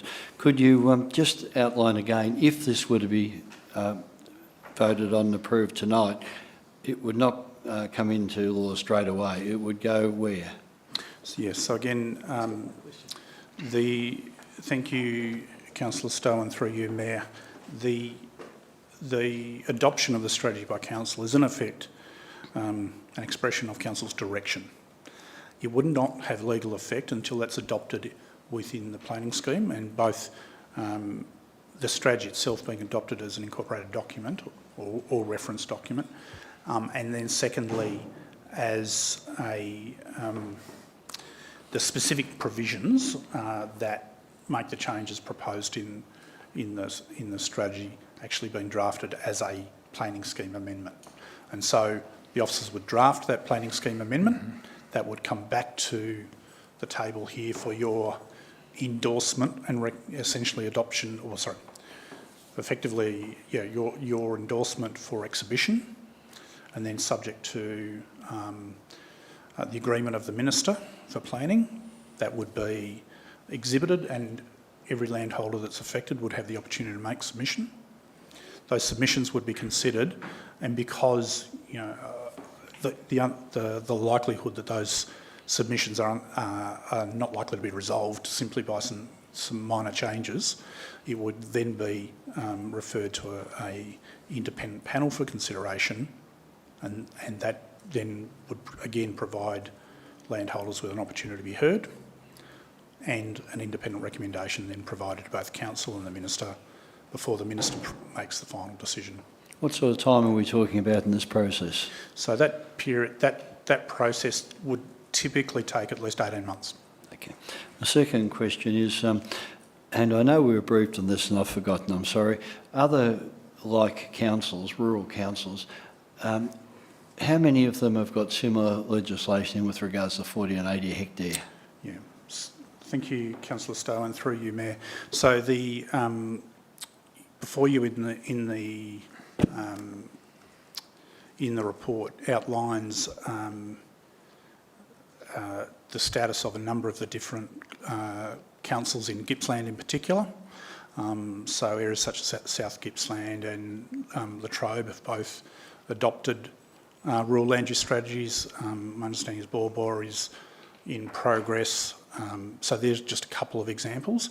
And then when we cast our mind more generally across Victoria, quite a significant portion of rural councils have adopted a rural land use strategy or have variations in the triggers in relation to a planning permit other than the 40 hectares, which is the default position within the state policy.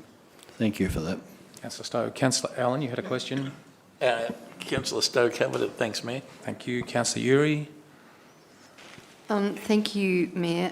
Mr Rose spoke of those property owners who have a lot of valuable native vegetation on their properties, and Councillor Cook also referred to this. Could you just confirm, please, Mr McConnell, that there is provision in the draft rural land use strategy for somebody to apply to build a dwelling on such property? Thank you, Councillor Uri, and through you, Mayor. Yep.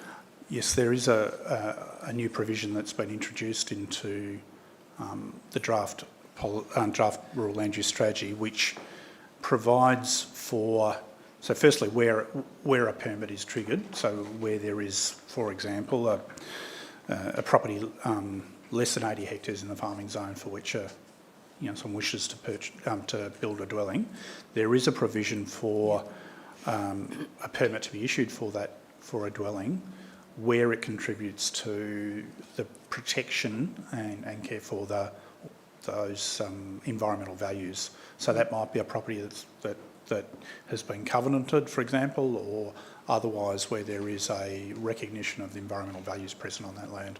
Yep, thank you. I hope that's of interest to Mr Rose. Just another question, and it's to follow on from that long process, the 18-month process. Obviously, it's been clear from our discussion that people with a property in the farming zone can apply to build a dwelling during that period.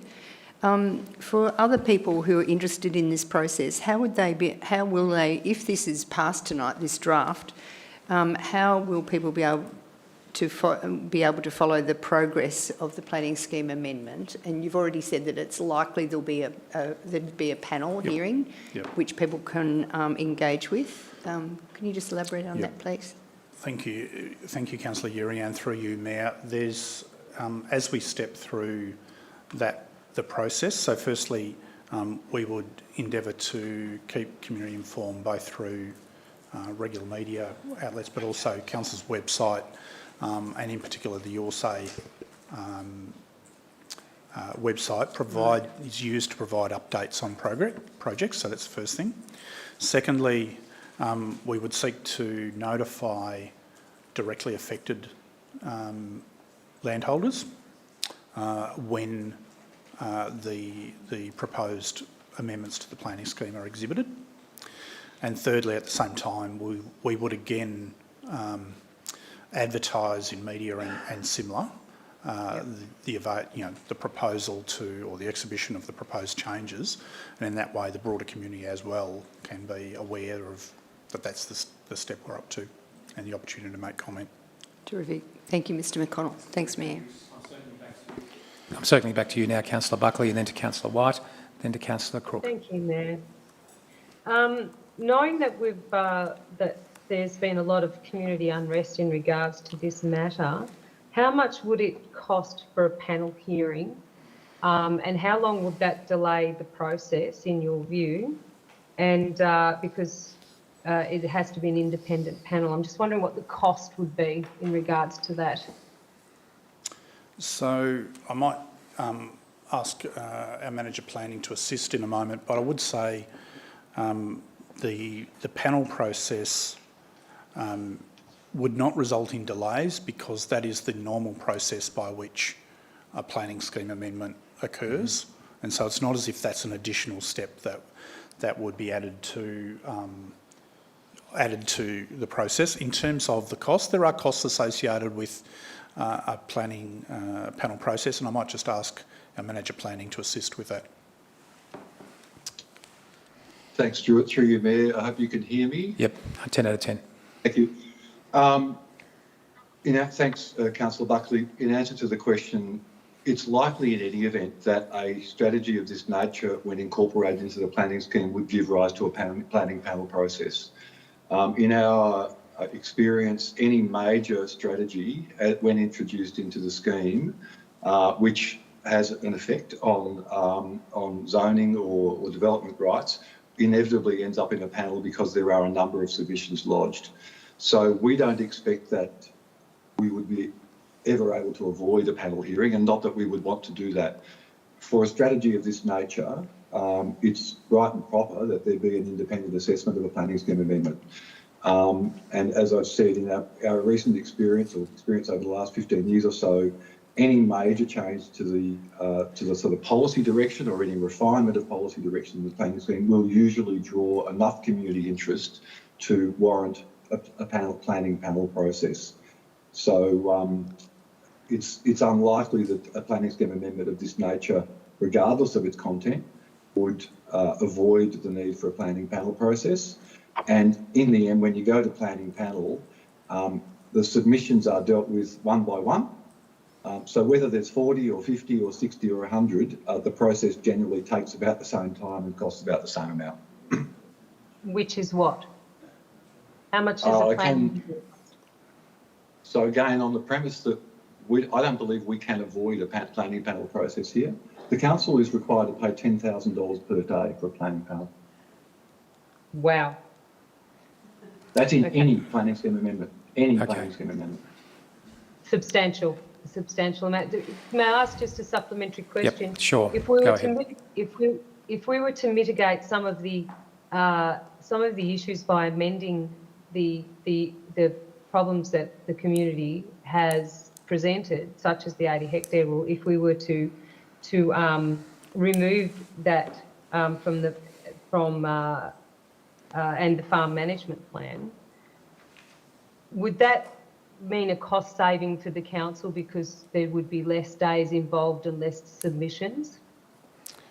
I think, thank you, Councillor Buckley, and through you, Mayor. Mr McConnell. So a planning panel would still be required, and again, the cost of that, our manager planning has outlined, and it would depend simply on the time it takes for that planning panel to step through those issues.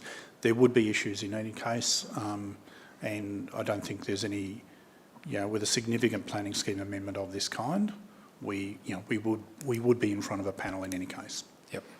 Yes, but my question was relevant to, my question hasn't been answered, Mayor. My question was, if we amended the rural land use strategy, which the majority of the objections have been about the 80 hectare rule, that would minimise the amount of submissions for the panel hearing, which would in effect, would that mean a cost saving to the council because the panel hearing would be... So Councillor Buckley, I appreciate your question. I think what the officer is saying is that there may be other submissions as a result of that, so we can't actually quantify it, and I think the officer has provided a rough estimate of what it would cost. So I'm happy to move on now to another question. Thanks. Councillor White.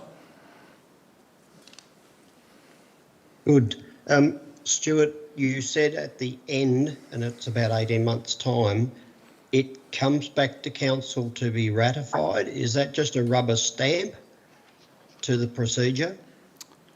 Thank you, Councillor White, and through you, Mayor, after the planning, the panel process, council has an opportunity to make a decision to proceed or not proceed. But ultimately, that decision is not the final decision, because if councillors decide at that point to proceed, it then goes to the Minister for Planning for final decision. So the Planning Minister makes the decision, ultimately. Councillor White, yep, last question. Well, where I'm leading to here is that in 18 months' time, that will be a totally different council group, and they may not want to proceed. Do you think then, if that was the case, that the minister would then overrule it, or would would the minister accept the new council's decision? Thank you, Councillor White, and through you, Mayor. The process is that council would come back to council to consider the recommendations of the panel. Okay. Councillor Crook. Thank you, Mayor. We've heard a lot about 40, 80 hectares tonight. I'd just like to hear a little bit from the officers about the rationale behind increasing the minimum lot size to 80 hectares.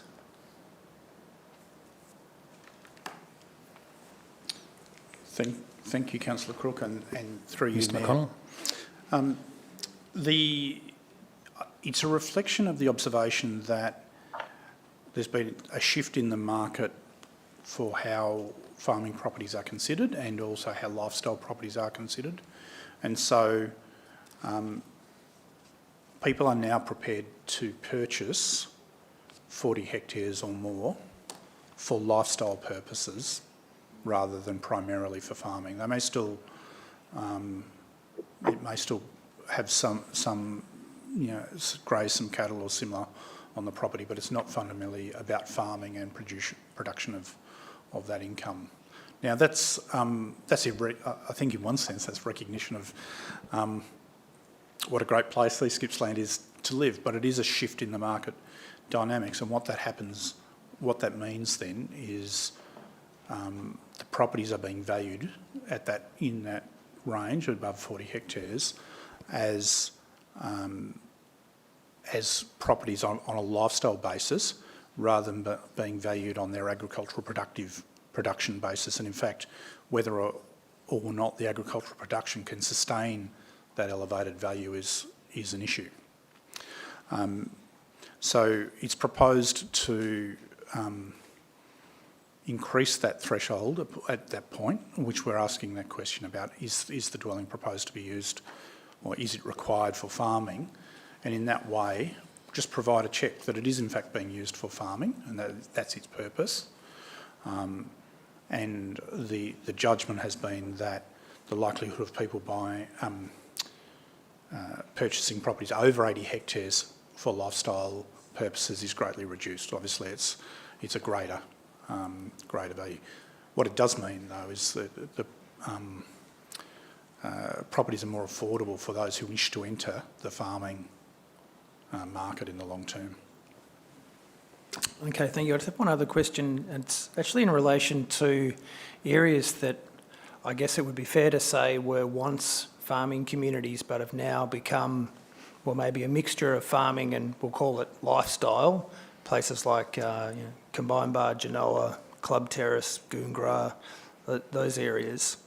I'm wondering what provisions have we made for that sort of diversity of land use in areas where the zoning is predominantly farm zone, but where clearly that's not actually the majority land use. I'm just concerned that those communities are heavily reliant on income that's not directly derived from farming, but if we mandate an agricultural land use in the farming zone, their communities may be less viable into the future. Are we guarding against that, is what I'm asking? Sorry, how are we guarding against that? Thanks. I might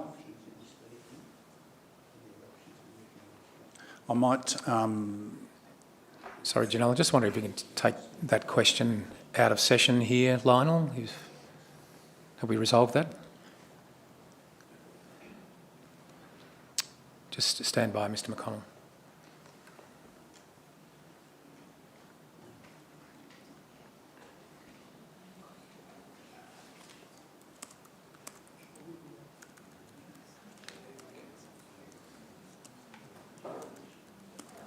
Okay. Mr. McConnell, please continue. So thank you, Councillor Crook, and through you, Mayor. So the first thing is, within the context of this rural land use strategy, there is provision for, as I indicated earlier, population retention within those small remote communities, and where that's relevant, consideration can be given to a permit for a dwelling in those circumstances, recognising, as you say, that there are scattered within East Gippsland a range of small communities throughout. I'd also note that the question about how we look at housing and settlements is the subject of a separate strategy which we'll be bringing forward for council consideration in due course. With that, I might just ask the Manager Planning if he's got anything further to add to that.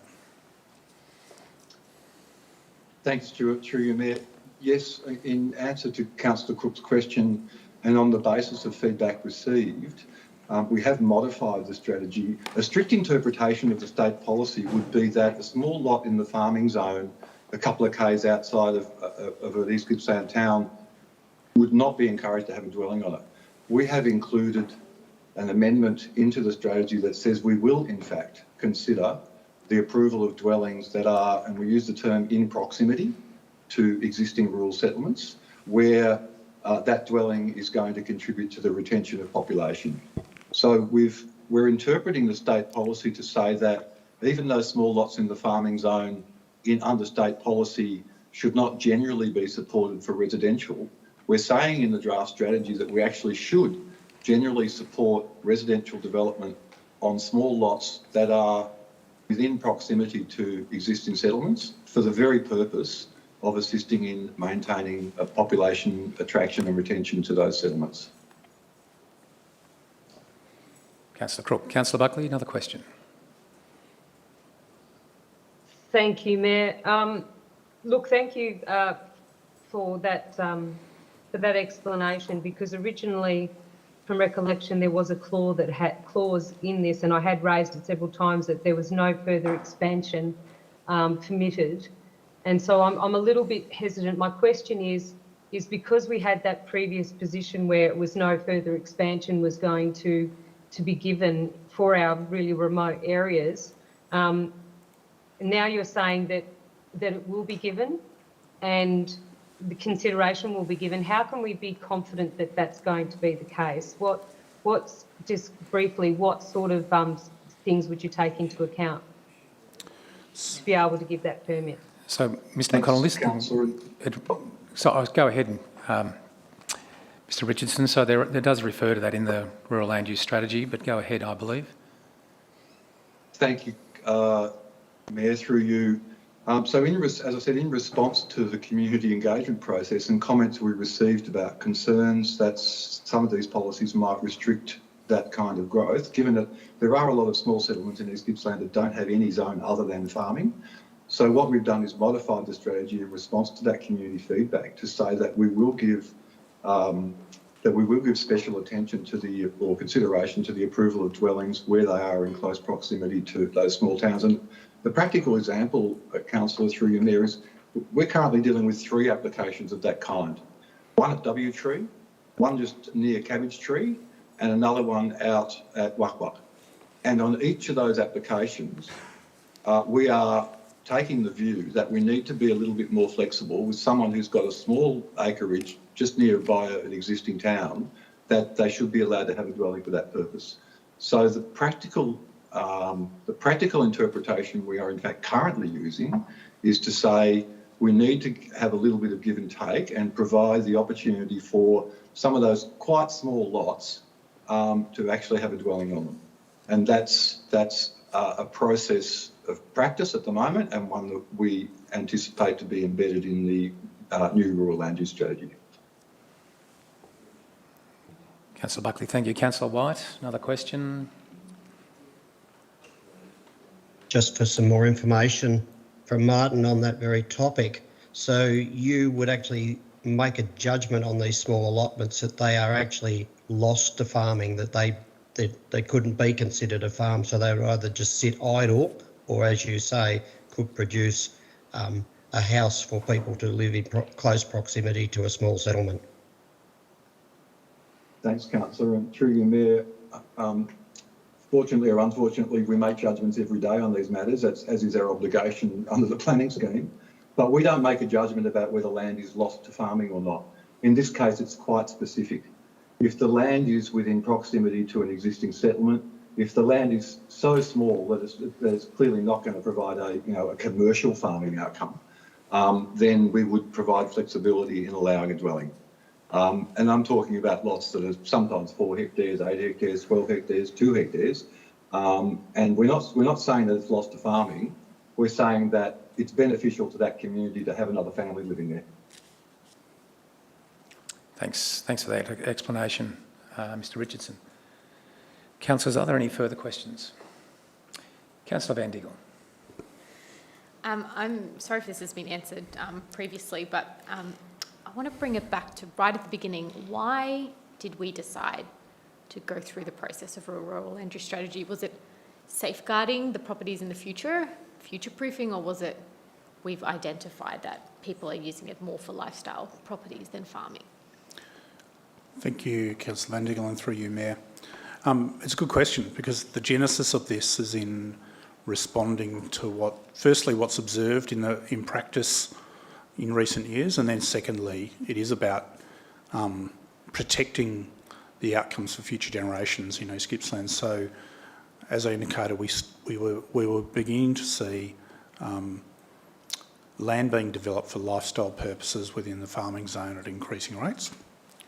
There were applications for subdivision, but already there was many lots of, I'll say small to medium size within the farming zone that were available and were also available for people to build houses on, and essentially be used for lifestyle purposes. We've seen that reflected in then the increase in property values. We've seen that reflected certainly elsewhere in terms of the amenity conflicts that occur when land uses that are not compatible are located next to each other, and that then impedes the farming activities and is a handbrake on investment within the farming community. So there's some of the things that we've been seeing, but ultimately it is about protecting and seeking to ensure that the land available for agricultural use is retained for agriculture into the future, and within the broader challenges both of ensuring a good economic outcomes for East Gippsland, but also provision of food and all sorts of other things. It's important that where we have good agricultural land, we can protect that and make that available into the future. Thank you. Can I ask another question? We did have someone present last time that had 11 40-hectare blocks. And I know I asked this in a briefing, but the process of potentially, if this does go ahead, merging two 40-hectare blocks to make an 80-hectare block, how easy is that process? Acknowledging that not everybody has two side-by-side to merge, and it's still not the same, but how easy is that process for them? So there's probably two responses to that, and in a moment I'll ask Manager Planning to assist with this. But firstly, if someone, in the farm zone, the intention is that it's used for farming. Dwellings that are not associated with farming are discouraged. So if someone has, though, land 40 hectares and the dwelling's required to farm that land, then that will be supported. So again, it's not a question of whether or not there's a certain size property. The underlying question is the land is for farming and is the dwelling required for farming. That said, appreciate that some people will look at this and say, I want 80 hectares as a single lot, and the process for that is relatively straightforward. And I might just ask Manager Planning just to comment about the specifics of that. Thanks, Stuart. Through you, Mayor. Go ahead. The state policy does encourage the consolidation of allotments, and in fact the consolidation of separate titles doesn't even pass through our fingers at council. You send a letter to the titles office and say, I'd like to amalgamate these two titles, and it's done with the stroke of a pen. Doesn't require any approval. Okay. Relatively simple. Councillors, are there any further questions? Councillor Uri. Not a question, Mr Mayor, but I'd just like to flag, if we're considering Councillor Buckley's motion next, I'd like to flag that if that motion fails, I will have an alternative motion to put. Thank you, that's noted. Thank you. Councillor Buckley. Sorry, you're on mute, Councillor. Always one time to do that, isn't it? No, it catches us. So, Stuart, thank you for that explanation. My question is it, and probably to Martin, if it's so easy to consolidate those 200-acre allotments or the 80 hectares, what's to say that it won't break up farms quicker? Because that's what farmers will do if they want to make a quick buck to sell off some land. They'll just amalgamate the two lots instead of just selling off 100 acres. It'd be easier for them to amalgamate the two and then just on-sell them. So instead of the initial strategies, rationale, which was to have the integrity of farms kept intact, in fact, this strategy may have the opposite effect by breaking them up by larger parcels and quicker. Thanks. Thank you, Councillor. Through you, Mayor. Yep, go ahead. I would suggest that's with respect, that's not the case. If someone consolidates land, then fundamentally that creates a larger parcel which provides greater viability for broad-scale farming. And the 80, again, referring back to the 80 hectare number, it is far less likely that someone would buy 80 hectares for a rural lifestyle than they would 40. And again, working on perhaps the assumption, but that it is anyone who bought an 80 hectare property as opposed to 40 would be far more likely to be serious about farming it. Yep. So it actually, consolidation of land actually means that it's far more likely that you will get an agricultural outcome in the longer term. Okay. All right, thanks. Councillor Buckley, thank you. Councillors, any further questions? Councillors, I see none. Councillor Buckley, I have had some information from governance about your motion, and I'll just seek some guidance on that.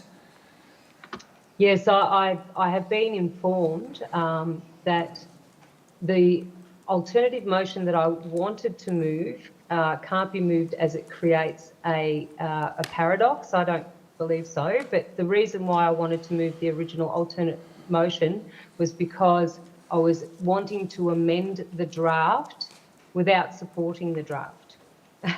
So apparently that's not possible. So the other opportunity that I have is to move an amendment to the officer's recommendation seeking changes to the draft rural land use strategy. So that's what my motion will be. I'm changing it from an alternative motion to an amendment of the standing motion. Is that clear? Have I made that clear? Well, we don't have a motion, so... Yeah, no, I put the motion through. So the original motion that Janelle has, she's got that original motion. You're moving a motion, but we don't know what the motion is. Or the motion. Right. The officer's recommendation. I will read it to Vanessa, and she's got one in front of her that she can amend. So the motion reads as follows: that I put forward an amendment to the motion to the rural land use strategy as provided at attachment 1 to make the following amendments.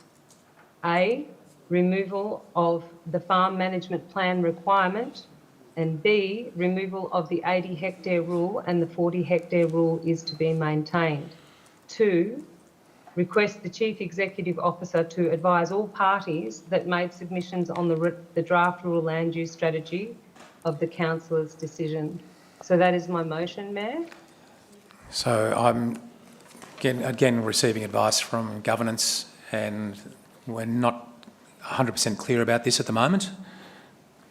So, Mayor, in relation to the motion that Councillor Buckley has just read out, and we can put that up.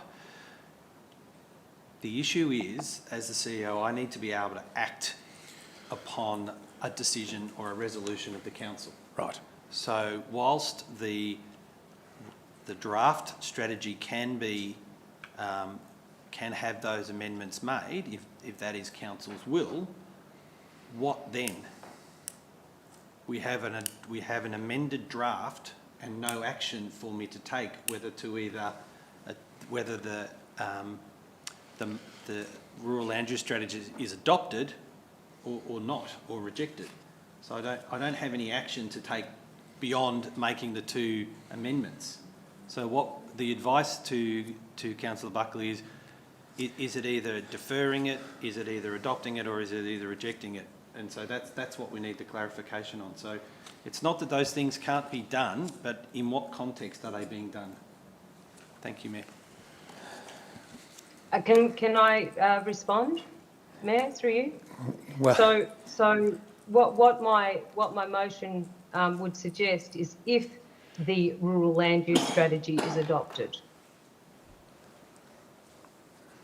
that the amendments be made. So if I included the conjunction "if the rural land use strategy is adopted," and that gives the CEO guidance as to what he would do. Yep.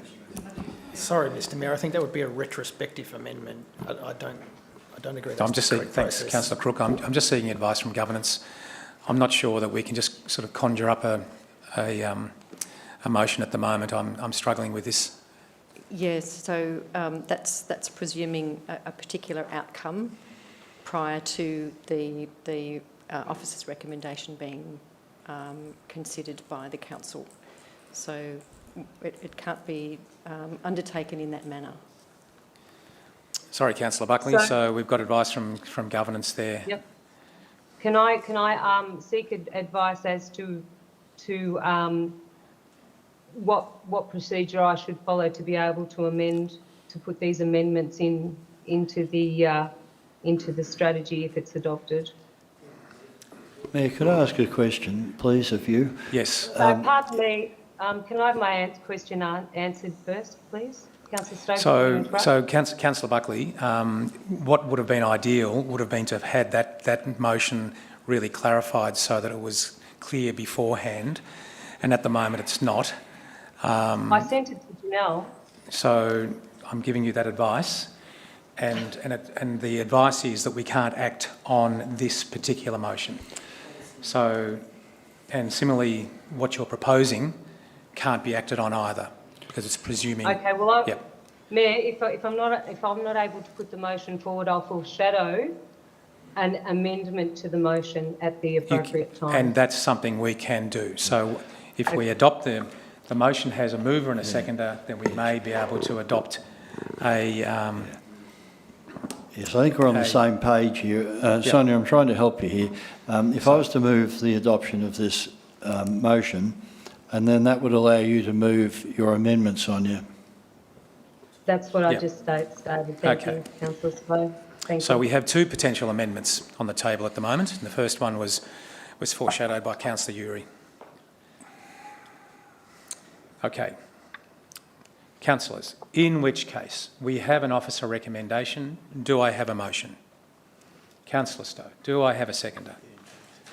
Okay. At what point then, Councillor Uri, would you like to foreshadow that you have an amendment?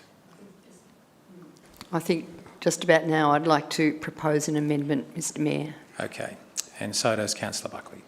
Councillor Stowe, would you like to speak to the motion?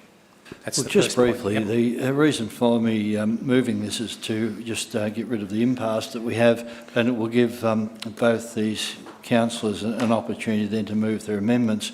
But I do support it anyway. The reason this was introduced in 2016, I believe, is 15, I beg your pardon, is to avoid the reduction of agricultural land and to protect the land and protect the food source to the people of Australia.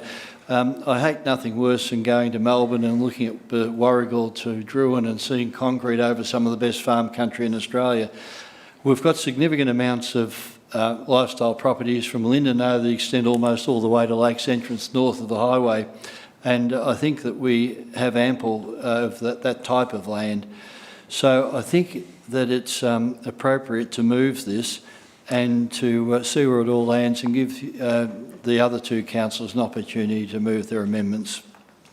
Councillor Stowe. Councillor Allen, would you like to speak to your motion? Only to say that I agree with Councillor Stowe that let's bring this forward and see where it lands. Thank you. Councillor Uri, firstly, would you like to propose your amendment, and we'll see if the mover and seconder accept them? Thank you, pardon me. Thank you, Mr Mayor. I would like to propose that we add another point into the motion as it stands. I suggest at number 3 that the planning application fee for a dwelling in the farming zone be waived for any application on a lot between 40 and 80 hectares, which is lodged within 3 years from the date of the gazettal of the planning scheme amendment to implement the rural land use strategy, where the land is in the same ownership as on the gazettal date and no other permit trigger applies. So I'll ask the mover and the seconder. Agree. Do you agree with that amendment? Can I ask for a little more explanation on it, please? I'm happy to speak to yes, the please. amendment. Thank you. I'm happy to allow that. So we know that now, from what we've heard from the community, that there are a number of people, we don't really know how many, who will be adversely affected financially if this rural land use strategy is adopted by council in its current form. Some of these people will be owners of property in the farming zone who have been thinking to build a dwelling on the property, but for some reason have not acted on the intention to date. If these people now wish to progress their plans for a dwelling, there will be a requirement to develop a planning application and a farm management plan for assessment. The intention behind this fee waiver proposal is to provide a small gesture to soften this financial impact for those who are eligible. I understand that, should this amendment be adopted, it would equate to, we've already heard, something like $1,300, and compared to the cost of a house build, it would be a small saving, but I hope it would be regarded as a meaningful gesture. Thank you. Yes, look, in the interest of progressing this, I'd accept that. A seconder? Yeah, I accept the amended motion. So this now becomes a substantive motion. Okay, Councillor Buckley, you foreshadowed an amendment. Councillor White, just stand by. Thank you. We're not in debate just yet. Councillor Buckley? Look, thank you, Mayor. I will see if Councillor Stowe is actually wanting to help me right now at this point. My amendment to the motion would be the A, removal of the farm management plan requirement, and B, removal of the 80 hectare rule, and the 40 hectare rule is to be maintained. I'm happy to speak in brief the reasons as to why to do that, Mayor. Is that appropriate now? Yes, you can speak to it. Thank you. So I'm saddened, councillors, that the motion to defer was lost, as it will mean the community may have to take their concerns to an expensive and time-consuming panel process that will cost our council. In a time of housing crisis, we should not be making it harder for people to build their homes or devaluing their land with retrospective planning amendments. The strategy imposes unnecessary impediments for justifying farm dwellings, which directly affect farmers and landowners who will require on-site residence for operational purposes. Balancing the need for agricultural viability with appropriate land use regulations is crucial for the sustainability of our rural economies. And a home built on 40 hectares as rural living in many cases becomes the future home for a small farming enterprise. This creates paddock to plate farms, which has a smaller footprint and works in favour for climate adaptation. And we should be celebrating the 40 hectare rule, not changing it. I had more written, but it's been a very long night, so I'll stop there. Thank you, Mayor. Councillor Buckley, thank you. Mover and seconder. So the question is, do you accept the amendment? I'm not sure what the amendment is, I'm sorry. Is it written somewhere? We're waiting to get it up on the screen, so stand by if you wouldn't mind. Thanks. Yep, so the problem is, Councillor White, we're in debate at the moment, so...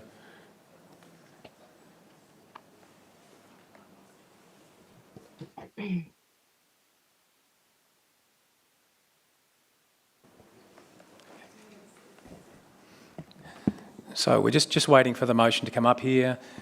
The process is that if the mover and seconder accept it, then it becomes a substantive motion. If it's rejected, then and it has a seconder, then it can be debated. So just for clarification.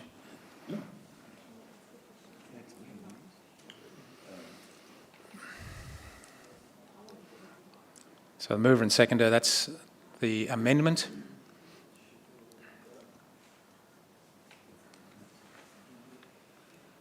Look, I'm sorry, Mayor. Mayor, just clarification on that, Mayor.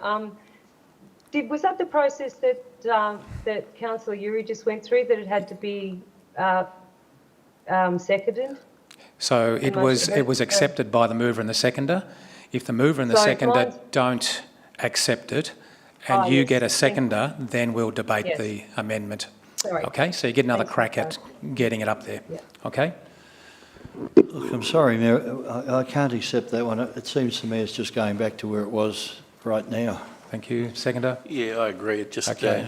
maintains the status quo. Is there a seconder for Councillor Buckley's amendment? Councillor White. Councillor Buckley, you can speak to the motion. Oh, well, that's very The disappointing. alternative. Yeah, it's very, very disappointing, councillors, and the reason why is that it's not going back to where we are. It's still the draft, rural land use policy, and in its entirety, it's not just about the, the 40 hectare, 80 hectare rule. It will still go forward. But what you will do, if you support this motion, the amendment to this motion, is that you will save the council obviously tens of thousands of dollars in an extended panel hearing process. You will have listened to your community, which they have yelled loudly in petitions, in submissions, and at the moment it's falling on deaf ears, and I'm very disappointed. I've tried so hard over a year to get through to this councillor group, and I feel like I've failed. So I apologise to my community. I just want them, and I would like you all to know that by withdrawing this, it will make for a fairer rural land use strategy. We will still have one. It's still a good strategy, except this will be removed from it. So I ask you to reconsider and support my efforts to make a fair rural land use strategy. And many, as I have stated before, rural shires such as the Southern Grampians and the Monaro, they have rejected this. They did it for good reason. And I think we should too. So thank you, for at least considering Councillor it, Buckley. even though I'd say it's pretty much a done and dusted affair. Councillor Buckley, we recognise the work you've done. Thank you. And in any collaborative process, there are a range of views, and not all are in agreement. Councillor White, you have an opportunity to speak as seconder of the amendment. Then we'll put it to the vote. I was actually trying to put my hand up before to Mendy's one, only for some clarification about the waiving of the fee, and Stuart could probably answer this question very quickly. I understood that the fees were state, that was a state policy, and that they got the money. Are we able to do this? So I'm happy to take this out. We're in debate at the moment, but if there's clarification, it's a statutory fee. Normally it is, I would have thought. So Councillor White, and through you, Mayor, we are able to waive a fee. There's provisions that allow for that.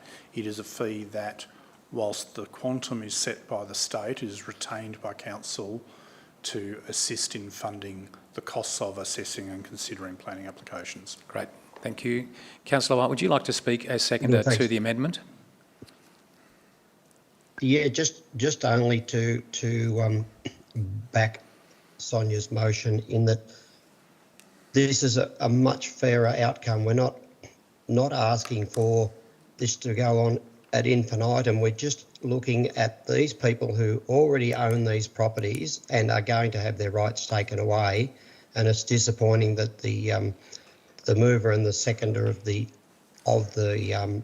main motion have rejected this, because there are a whole lot of people out there, and you'll find that there will be more and more of them come forward that are going to be just totally devastated by this action, for a council group that really doesn't seem to have any empathy for Councillor White, these people.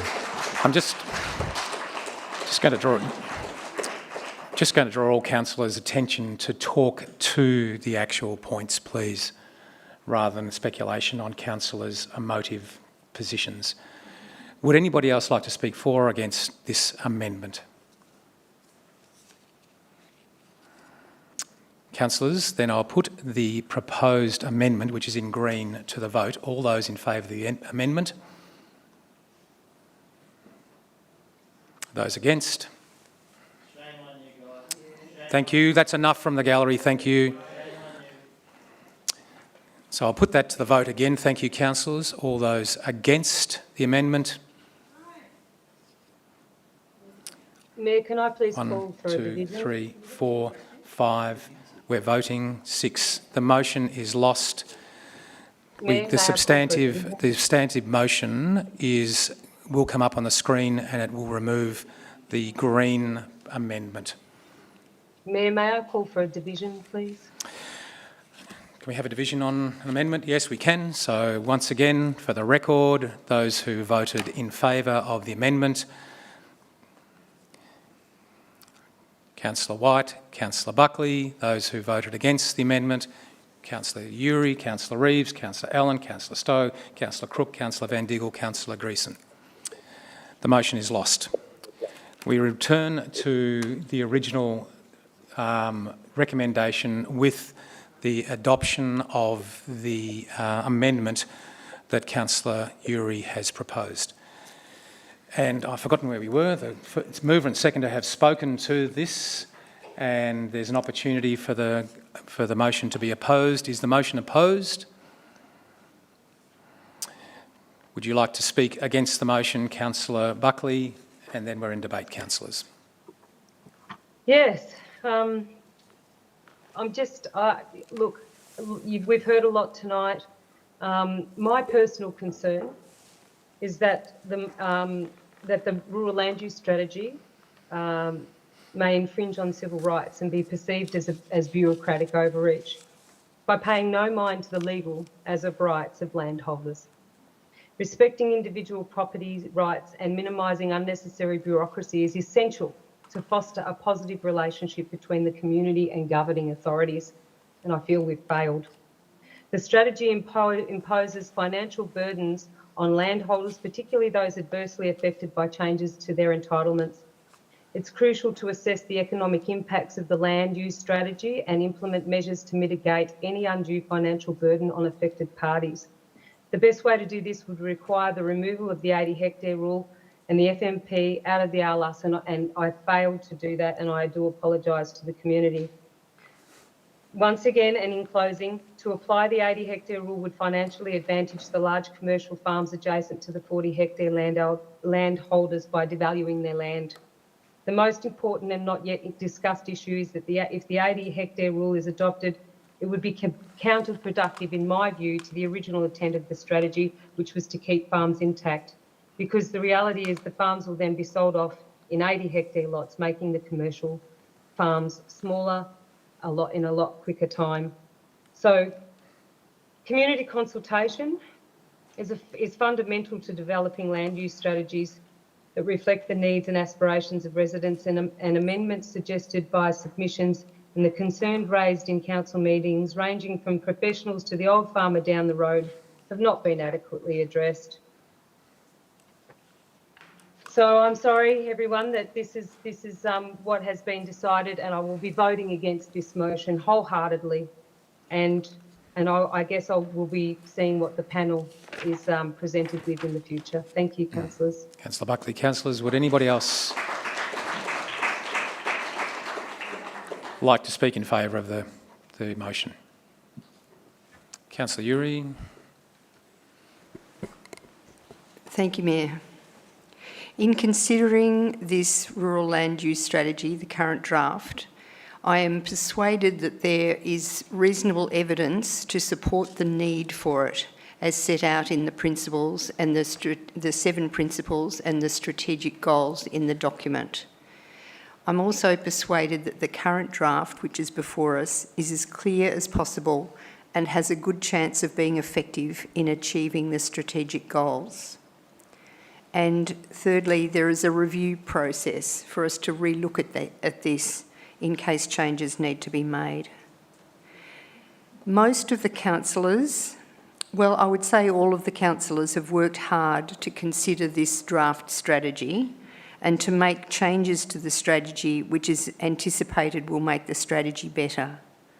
I am sorry to hear, Councillor Buckley, I know this is a passionate issue of yours, but I feel that you haven't taken advantage of all the opportunities available to you to speak with the councillors. Point of order, Councillor, point of order, Mayor. Thanks, Councillor. I'm sorry, I don't like where Councillor Uri is going with this. I think that she's not playing the man.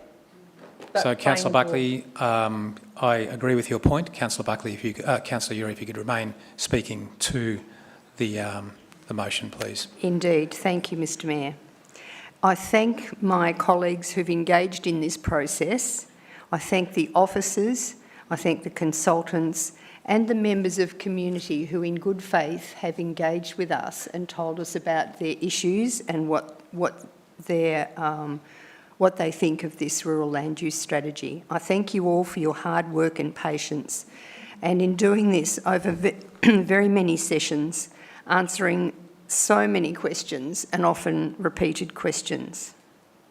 In my own view, the strategy that we first saw needed to better reflect the needs and views of the smaller farms, because this is where we may be more likely to see innovation, generative farming practices, appropriate responses to climate change, water retention practices, fewer chemicals being used, emphasis on improving soil health and the benefits of mixed farms versus the large monocultures.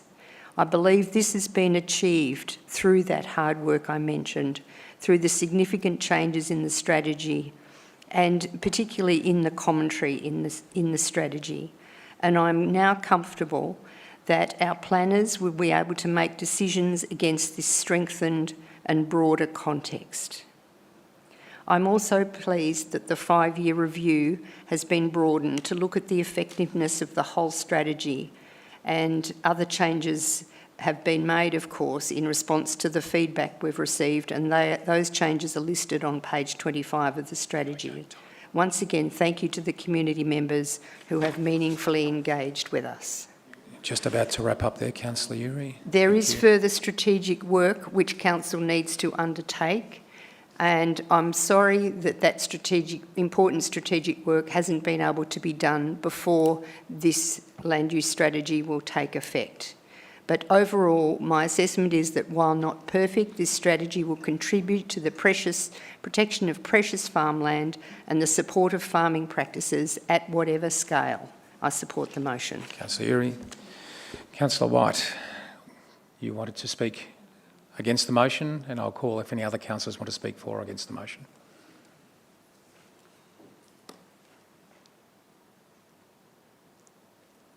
I actually, I think it's all been said. I have nothing more to say on this.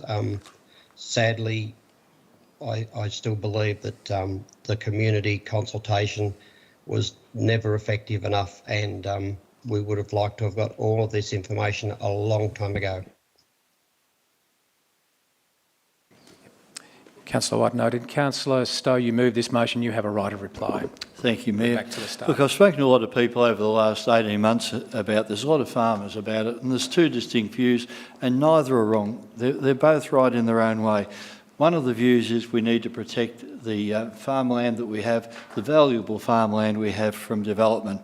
The other view is, well, I own the land, I want to be able to sell it and do as I please with, and I want to be able to fund my superannuation, my retirement. Both of those views are fair and reasonable, but unfortunately they clash. I've listened to our advisory group, which is the Agricultural Advisory Group, and there's very little point in having them as a council if we don't listen to them, and they have come out in favour of it.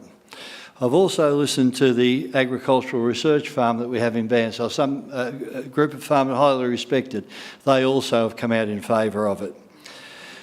I think we need to protect our land, as we said back in 2015, protect our viable farming land, not turn it into another Drew and Warrigal.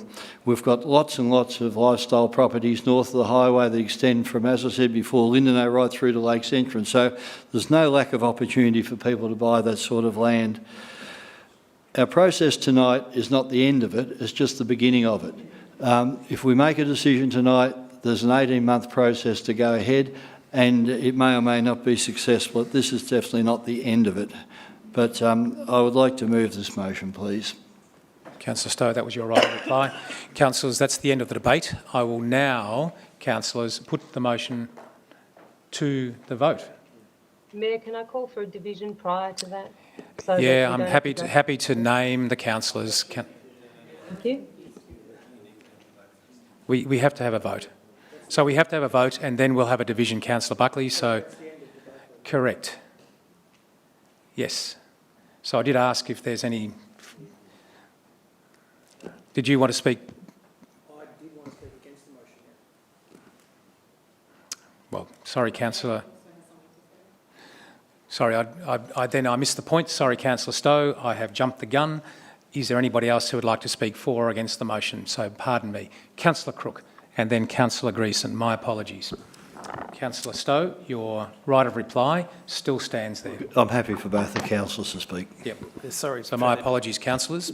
And sorry for any confusion that might have caused. And No, that was me going too quickly. So go ahead, Councillor Crook, and then Councillor Greason. Look, my understanding here is that the objective of this rural land use strategy is to protect agricultural land for agricultural use. And that use could be organic, regenerative, keyline, or it could even be biodynamic if you want. And nothing in this strategy stops these uses or other farming enterprises from occurring in the farming zone currently or under this strategy into the future. We've been told the single biggest threat to agricultural viability, of course outside of a changing climate, the challenges inherent in farming the driest inhabited continent on Earth and our over-reliance on artificial and often fossil fuel-derived inputs, is fragmentation of farming land by residential non-farming developments. So to address this threat, the one we really have any control over, we need a mechanism to ensure our good farming land is for just that, farming. We've made allowances for properties which harbour significant environmental value, where residences will be viewed favourably, where the owner can show that a residence is required to support the land for its conservation values. And I think the rural land use will indeed make it harder to subdivide farming land for non-agricultural use. If you want to subdivide or build housing for farming or related to a farming land use, this policy won't stop you, it'll help you. I do, however, have some significant reservations about this policy, principally around the implications for other areas. As we direct non-agricultural land use and developments into these other areas, we know that we lack data relating to natural hazard risk and environmental values into these areas that will be directing development, or the information and data that we have is grossly outdated if it exists at all. And it's this lack of strategic planning that I feel brings us fairly undone. Initially, our strategy said that these issues were not a priority, and after I complained about them and some other councils supported me in those complaints, it got a bit revised to, we'll advocate to get that information, to provide the evidence base so we can direct development into those areas in good conscience. But purely advocating for that evidence isn't the same as gathering it before we make the decisions. And I don't feel like it's really good enough as far as I'm concerned. So I'm concerned that we don't have an evidence base upon which to make these decisions or the implications that flow from them for other areas. Areas which, along with the farming zone, are where many of the region's unique environmental values exist, as well as being areas of significant natural hazard risk to our communities and any new developments that might occur there. Risks that are, of course, getting much worse with global temperature rise. Risks from floods, from bushfires and from coastal inundation. Farming is important, but the environment underpins not just farming but our entire economy. And until our policies can provide the evidence that the environment is being appropriately cared for and managed directly and by implication, until we have adequately assessed the risks from natural hazard in the areas where we'll be directing development into the future, I'm at pains to support them. Councillor Crook. Councillor Greason, you wanted to speak for or against the motion? Go ahead. Thank you. I'm speaking for the motion. I just need to explain my rather ghoulish appearance. I'm sitting in a car in a caravan park in Yalata. Look, we know that given the main purpose of this strategy is to protect farming land in East Gippsland, and I think it's particularly important given to manage the expansion of the East Gippsland population into the future and provide rural lifestyle land where it's appropriate and won't encroach on farming land. The councillors have put a lot of time into reviewing this strategy, particularly in the last 6 weeks, and asked a lot of questions. I myself have asked over 100 questions and made many comments, and the officers have responded to them. I think this draft strategy is an improvement on where it was a couple of months ago, and certainly from last year. So I'm really pleased about it in that sense, and I genuinely thank those people who've reviewed the draft strategies and made the effort to write to us. It's helped me enormously to ask the questions and make the comments that I have. I do recognise that there are people who have specifically targeted 100 acres or 40 hectare lots in farming zone for lifestyle use, and that those people will only be able to build a home on those 100 acres if it is for farming purposes. And I hope that they're able to take action very soon, or this is gazetted. Hopefully it will be gazetted to achieve what they're aiming for. But I do support this strategy. Thank you. Councillor Grecian. So once again, Councillor, sorry for the slip up in the process then, and I hope everybody's had an opportunity to speak who wants to. Are there any speakers, further speakers for or against the motion? Councillor Van Diegel. Yes, I think this has been something that I'm really conflicted about for a few weeks now, and I'm still very conflicted at this very moment. But due to the fact that I'm conflicted, I'm going to have to vote against the current motion. And that's, I think, today having conversations and learning from the community, I also don't think a blanket approach is necessarily the best way moving forward for East Gippsland. Maybe the 80 hectare rule applies and works really well in some areas, and then in other areas of East Gippsland it doesn't work that well. I think by the conversations this might not be passed, this will be passed, but I also just want to empathise with the community, those people who bought property in good faith. I can only imagine the negative impact on them, and in this situation I'm just conflicted, but I just don't feel like I'm ready to say yes. So I don't have much more to say. It's a very, very, very difficult decision. Councillors, my only contribution is that I've heard many people from many different perspectives over the last numbers of years, and I'm satisfied with the responses that have been provided by the officers and the provisions that have been built into this rural land use strategy that address those concerns, and in which case, as a result of that, I will be supporting it. Councillors, on the basis of all the discussions, I will put the motion to the vote. All those in favour? Those against? The motion is carried 5-4. Councillor Buckley, you're going to ask for a division, even though your microphone's off. So we will do that now. Councillors, once again, I'll ask to indicate your voting for the rural land use strategy, the recommendation that's there in front of you. All those in favour? Councillors Uri, Reeves, Allen, Stowe, Greason. Those against? Councillors Van Diegel, Crook, Buckley and White. The motion is carried 5-4. Thank you, councillors. Councillors, before we move on, I'm going to suggest that we absolutely need a motion to extend our time tonight because we're pushing up against 3 hours. Councillor Van Diegel moving it, Councillor Allen seconding it. Do you need to speak to it? Councillors, the motion opposed. How long are we extending this for? 1 hour? 1 hour, councillors. So we're moving to extend the meeting for 1 hour. Those in favour of that extension? Thank you, councillors. Yes, we'll move on now. Councillors, let's move on to councillors and delegates' reports. And I'm just wondering, councillors, given the time, if you are happy to submit your written reports, unless you have anything absolutely burning, and given that we have had a 2-week recess and been back for a week, councillors, are you happy with that? Does anybody absolutely wish to share anything? Councillor Uri? It's hard to say no now, isn't it? Sorry about that. Jane, we're laughing at you. We expect you to say something. Councillor White, are you happy with that? Written report submitted for the record, should you wish?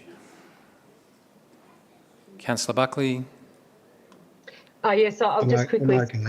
Thanks. Yeah, Thanks, John. I'll just quickly flag that I'll be writing a report in regards to the rural, Rural Councils Victoria Summit that myself and Anthony and Councillor Uri attended. So I'll present that at the next meeting. Terrific, thank you. We'll look forward to seeing it. Councillor Greason, are you happy? Is there anything burning that you'd like to share? No, thank you. Thanks, Councillor Stowe. Councillor Greason, thank you. Councillor Van Diggle, anything in particular you wanted to point out in one breath? No, except for to say that I've had a really busy few weeks because now I work part-time and I'm so excited to be more available in community, and I will submit it in writing. Thanks, Trevor, for your Councillor Van Diggle. Councillor Crook. Yeah, look, I'm just going to mention a couple of things.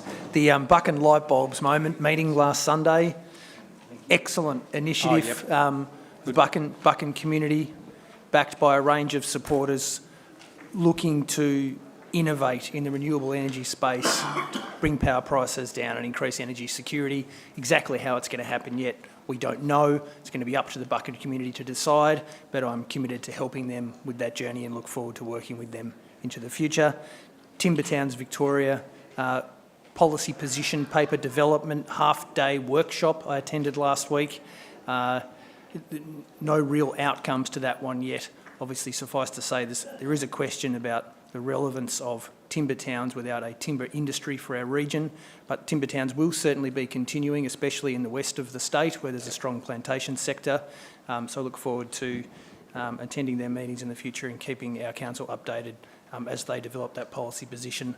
Thank you, Trevor. Your go. Roads, rates, rubbish, nothing else. Councillor Stowe. Councillor Allen. I've submitted a written report, thanks, Great, Mayor. thank you. And my written report, councillors, will dwell in particular on our meeting with One Gippsland and Minister Shing last week after the rather startling announcement about the Commonwealth Games and the reinvestment in regional Victoria and how that $2 billion is going to be distributed around regional Victoria and our advocacy for Gippsland in particular. So quite a vigorous conversation was had at One Gippsland. Councillors, thanks for your work, thanks for your reports. Let's move on to item 5, Officers' Reports, and item 5.1.1, which is the Draft Environment Sustainability Action Plan, I believe. Thank you, Fiona. Ms Weigel, go ahead. Thank you, Mayor. Councillors, you'll recall just over 12 months ago, Council adopted the 2022 to 2032 Environmental Sustainability Strategy, which establishes 7 priority goals in response to a range of priorities highlighted by our community, including responding to climate change, preservation of biodiversity, land and water, achieving resource efficiencies, creating a circular economy, and supporting sustainable economic growth and job creation. Before you is the Environmental Sustainability Action Plan from 2022 to 2026, which outlines how Council intends to deliver upon the goals of the broader strategy for the first 4 years of the strategy's life. The Action Plan details how Council will either lead or work in partnership with various stakeholders and our community to achieve each action either through current resources, with additional budget and resources, or by obtaining external funding to progress these. The Action Plan, together with other Council strategies, is aligned to the achievement of the Council Plan and the longer-term community vision. It is also informed by global, national and state conventions, legislation, strategies and policies. Some of the higher profile actions included within the Action Plan include the implementation of a detailed climate risk analysis across the Shire, exploring the feasibility of geothermal technology in West Bairnsdale, development of a net zero emissions plan to achieve our 2032 emissions target, progressing food organics and garden organics and other waste infrastructure to support a circular economy and reduced waste to landfill. Year 1 of the Action Plan has seen the achievement of a range of actions which are already providing benefits to our community and the health of the environment more broadly. Some key examples include installation of 4 electrical vehicle charging stations, with a further 3 to be delivered this financial year. Entering into an environmental upgrade agreement with Paddy's Foods and others to reduce their costs and greenhouse gas emissions. completion of the design of the Crook Street wetlands in East Bairnsdale, and the approval of a contract for construction of that wetland. Upgrading of street lights across the Shire to LED to improve efficiency and reduce emissions and provide cost savings. And working with the CSIRO to develop a climate analysis for East Gippsland to inform future emergency responses, asset planning and community preparedness. Progress in delivering each of these actions will be provided to the community through social media updates, completion of an environmental sustainability annual report, and through our Environmental Connect newsletters and other events. Should you have any questions on the action plan, I'm joined tonight by Nathan Mazuka, our Manager of Sustainability and Waste, who can answer any questions of a technical nature. Councillors, the draft Environmental Sustainability Action Plan 2022 to 2026 is before you today for noting. Thank you. Thank you, Ms Weigel. Councillors, are there any questions? Councillor Uri. Thank you, Mayor. Ms Weigel, I'm not sure whether this is for you or for Nathan. There are two things that I'm looking for in the action plan. I think they're there, but I'd appreciate them being pointed out actually a little more clearly if it's possible. The first thing, especially given the news of the last weeks or months or years or whatever you're looking at, but particularly the horrendous news about climate change in our media, it occurs to me that we need to be able to make changes to this action plan if needed, because things are changing so quickly. Is there a capacity to do that? That would be one question. And yeah, that maybe one at a time would be good. So through you, Mayor, certainly there will be, through the annual review of the action plan, we can start to tweak things. And as you've said, there's changes in legislation, new data coming on all the time, work that we'll be doing ourselves, which will help us to review the actions and see their appropriateness. I might hand over to Mr Mazuka to see if he can add to that. My computer, after all this time, has just decided it's going to freeze at this moment. So I might pass over to Nathan to add to that response. Thank you. Thank you, Councillor Uri, for the question, and through you, Mayor. The action plan does refer to 4-year reviews. Just by its very nature, it has a 4-year term, and that appreciates that the strategy term is much longer than that and the need for changes and to be reactive. Is there an opportunity for reviews within that 4 period? That could certainly be an opportunity available to councils if it was seen necessary. There's nothing preventing that from occurring, would be the simple way of answering that. Okay, so just to check, it's a little bit hard to hear, but just to check that if councillors considered there was a need to make changes to the action plan, that could be done by exception, if you like, not as a routine. Is that correct? There's certainly 2 opportunities. So one is through by exception, and the other is through the development of the annual council action plan, which we can use to then inform this action plan. So there's a couple of opportunities there, absolutely. Thank you. And just one more question, if I may. The other one, and it's sort of mentioned in the strategy, is the engagement with community around the response to climate change, so reducing emissions and also preparing for the effects of climate change. In my view, it's important. It's going to be important for council to have that dialogue with community. So kind of face to face. In my head, I'm thinking that there would be an educational component, a reporting component, a working together component, but a real interaction with the community.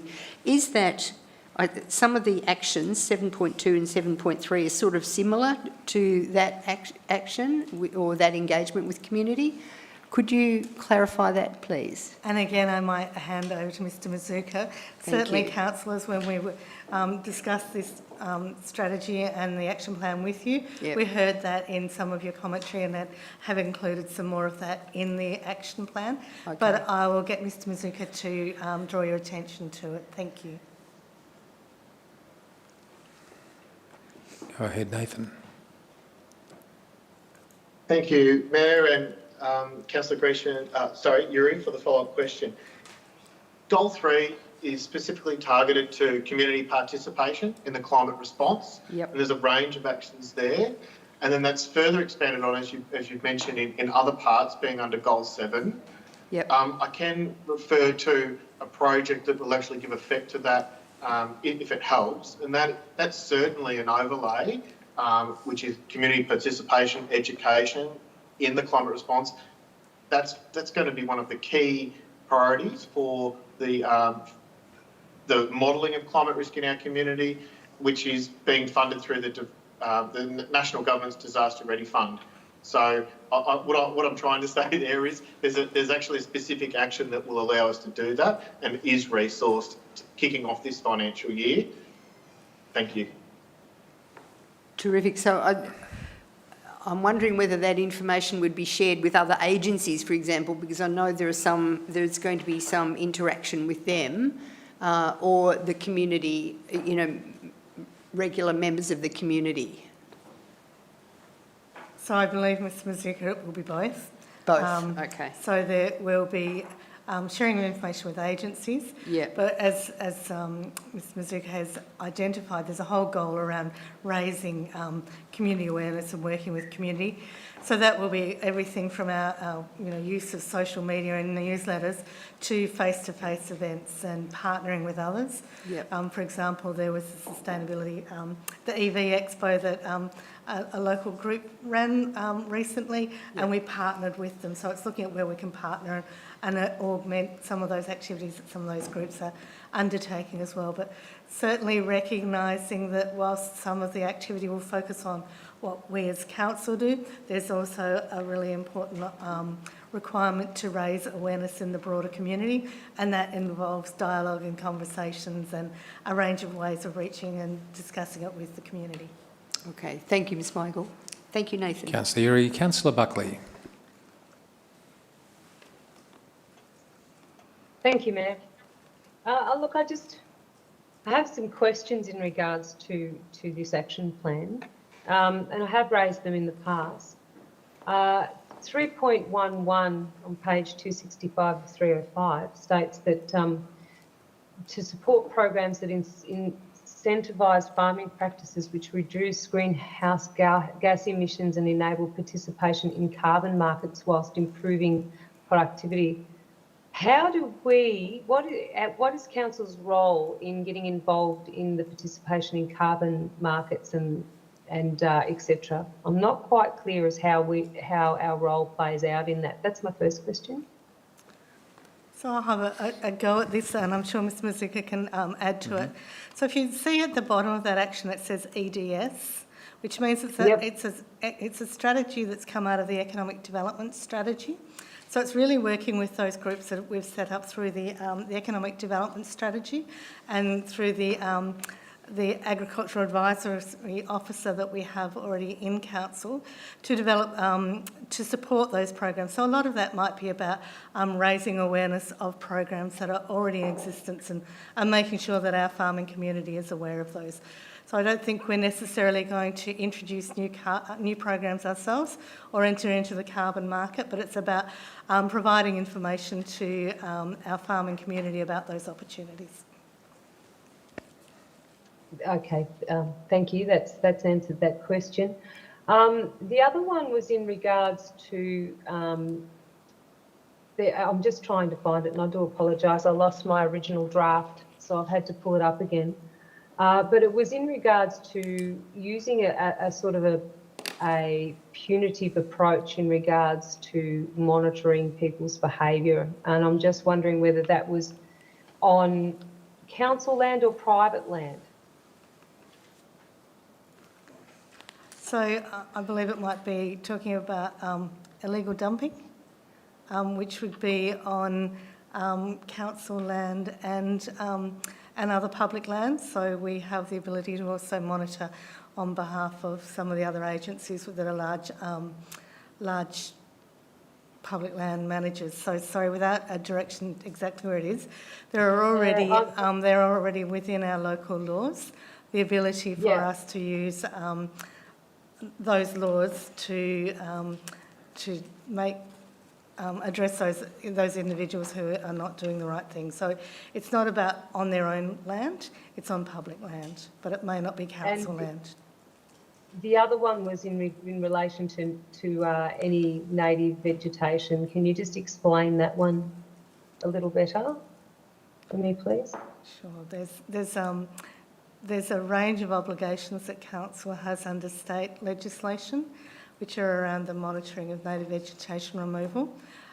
So it's around enacting those obligations that we already have under various pieces of legislation.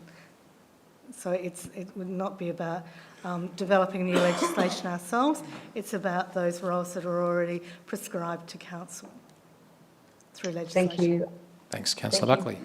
Councillor Crook. Thanks, Mr Mayor. I'd just like to ask a question relating on page 259 of our notes, 1.4, that it says the action is to review and update planning overlays with a lens to preserving and connecting important habitat and natural environment values, brackets RLUS, which I'm assuming is the Rural Land Use Strategy. It says that's planned to happen in years 23, 24, 24, 25, 25, 26. Unlike many of the other actions in this action plan, which say they can be performed within existing resources, this action says that the resourcing requires additional budget allocation and or grant funding. It's obviously been identified as it's fairly significant and important body of work. I'm just wondering, have we done any of that yet? And what's our thinking on where that's going to go? I might hand that over to my colleague who obviously runs that part of council. As we said, this is a strategy for the whole of council, so it's not everything for the Waste and Sustainability Unit to undertake. So we might hand that over to Mr McConnell to answer, if that's okay. Thank you, Councillor Crook, and through you, Mayor. We've had some initial discussions in relation to this issue. One of the critical things is the access to data. So council typically is not the holder of the primary data sets around these issues. Typically that's state government through DECA and others. That doesn't mean council doesn't hold any data, but the primary data sets. So we've had initial discussions there. The question will, being able to progress this action effectively will depend on effectively a partnership with those state government entities in terms of the access to some of those data sets and the extent of budget required, whether that's council budget or grant funding, will also depend on the nature of that information that can be sourced from DECA. Okay, thank you. Could I just clarify? I know there are specific environmental values, rare orchids and stuff like that, where the location information available publicly is very limited or deliberately inaccurate to prevent harvesting of those special plants and that kind of thing. But a lot of this information, my understanding is that it is actually publicly available while it might be managed by DELP. Is that the case? I'm not quite sure. Could you repeat the question? I was just trying, particularly the last part of the question was. I guess the point I'm trying to make and seeking clarification on is my understanding is that a lot of the information we'd be seeking that DELP is the authority or manager on, a lot of that is actually already publicly available and accessible to the council, is it not? Some of that information is available. As you say, some of it is held. Not all of that is made formally publicly available. I think the question that also runs with that is, and this is something in which I'll take some further advice from our planning team and then happy to provide councils with a further briefing in terms of the way in which that information is available and then what's required for the purposes of the planning process in review of those overlays. How the information's used, essentially. Yeah. Okay, thank you. Councillor Crook, thank you. Councillor Buckley, you've still got your hand up. Go ahead. Thanks. I have a question in regards to the action of 3.1, develop a net zero emissions plan to achieve our 2032 emissions target. Can you explain to me how that would be achieved in that space of time, and what's the real cost, not just to council to be able to develop a plan to reach that, but to the community itself or at large? What's the financial implications of that? Thank you, Councillor. I think there's both a cost and an opportunity cost if we, about what's the cost of not doing it. The net zero target was developed as part of and adopted by Council as part of the strategy. So this is really about giving us the tools to achieve something that's been in the strategy that's adopted by Council. So I might hand over to Mr Mazurka about because that is one of the actions that's already in progress about developing the net emissions strategy, to very briefly give us a feel for what sort of things are in that and what it's going to do. Thank you, Nathan. Thank you, Fiona, and thank you for the question, Councillor Buckley, and through you, Mayor. Yes, following the adoption of the strategy, the sustainability team have commenced work on that. Emissions are grouped into 3 scopes of emissions. So I'll say scope 1, 2 and 3, with 1 being low-hanging fruit, some of those obvious things like fuel. And as you move through to scope 2 and 3, it starts to look at other impacts or emissions like landfill gases and embedded energy within concrete. So it does get more finer grain as you move through. Certainly, our focus is on scope 1 and 2 in the first instance. Probably just following up on a point that Fiona had made, a lot of the time there's an obvious correlation and a demonstrated correlation with emissions reductions and energy savings. That's certainly been realised already with the upgrade of LED lighting. And just like Council has benefited from that with lower energy bills, we would expect the community to also have similar benefits if they were to do things within their own home, for instance. So I think, yes, there is a cost, but there's also an opportunity cost that might be missed out on if those actions weren't taken. It's difficult to say what the balance of that cost is, but certainly my experience with other projects, a lot of these things have returns within about a 5-year period because of those cost savings. Particularly, I'm talking about electricity and other energy use, just to give you a couple of examples. Hopefully that goes to your question. Thank you. Great. Councillor Buckley, thank you. Councillors, are there any further questions? Well, thanks for your questions there, councillors. Councillor Greason, nothing from you. You're good. Great. Councillors, there is a recommendation. Do I have a motion? Councillor Crook, do I have a seconder? Councillor Uri. Councillor Crook, would you like to speak to the motion? Thank you, Mayor. Just to say I welcome this action plan. It's a key part of our environmental strategy. There's a lot in it. It represents a huge body of work, and I'm really pleased it's happening, and I look forward to being updated as the actions are completed. Great. Councillor Uri. Yes, I support those sentiments entirely. A lot of work's been done already. We've heard that in a council briefing prior to this, and I think council can be proud of that work. I'm heartened to hear that we can be responsive to new information, because it's such there is so much new information coming, and I think if we are to do the best on behalf of our community and our council, we need to be up to date with the latest information and so on. The whole flavour of the strategy is that it's a whole of council response and indeed a whole of community response. So I'm very pleased with that aspect and recommend the motion to other councillors. Thank you. Councillors, is the motion opposed? Councillor Buckley, would you like to speak against the motion? Yes. Firstly, I'm not being able to support this in its present state because I haven't been convinced that it was put out into the council, into the community arena for comment. I haven't been informed of any of that.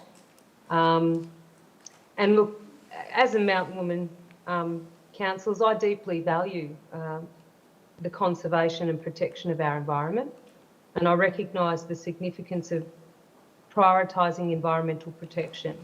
However, we can't lose sight of the importance of individual civil liberties, and some of what my concerns about this is that we will be implementing, it's unclear what plans this strategy or this action plan will have to put constraints on people's choices in regards to building their homes, etc. So striking a balance between environmental concerns and personal freedoms is essential to foster a harmonious society.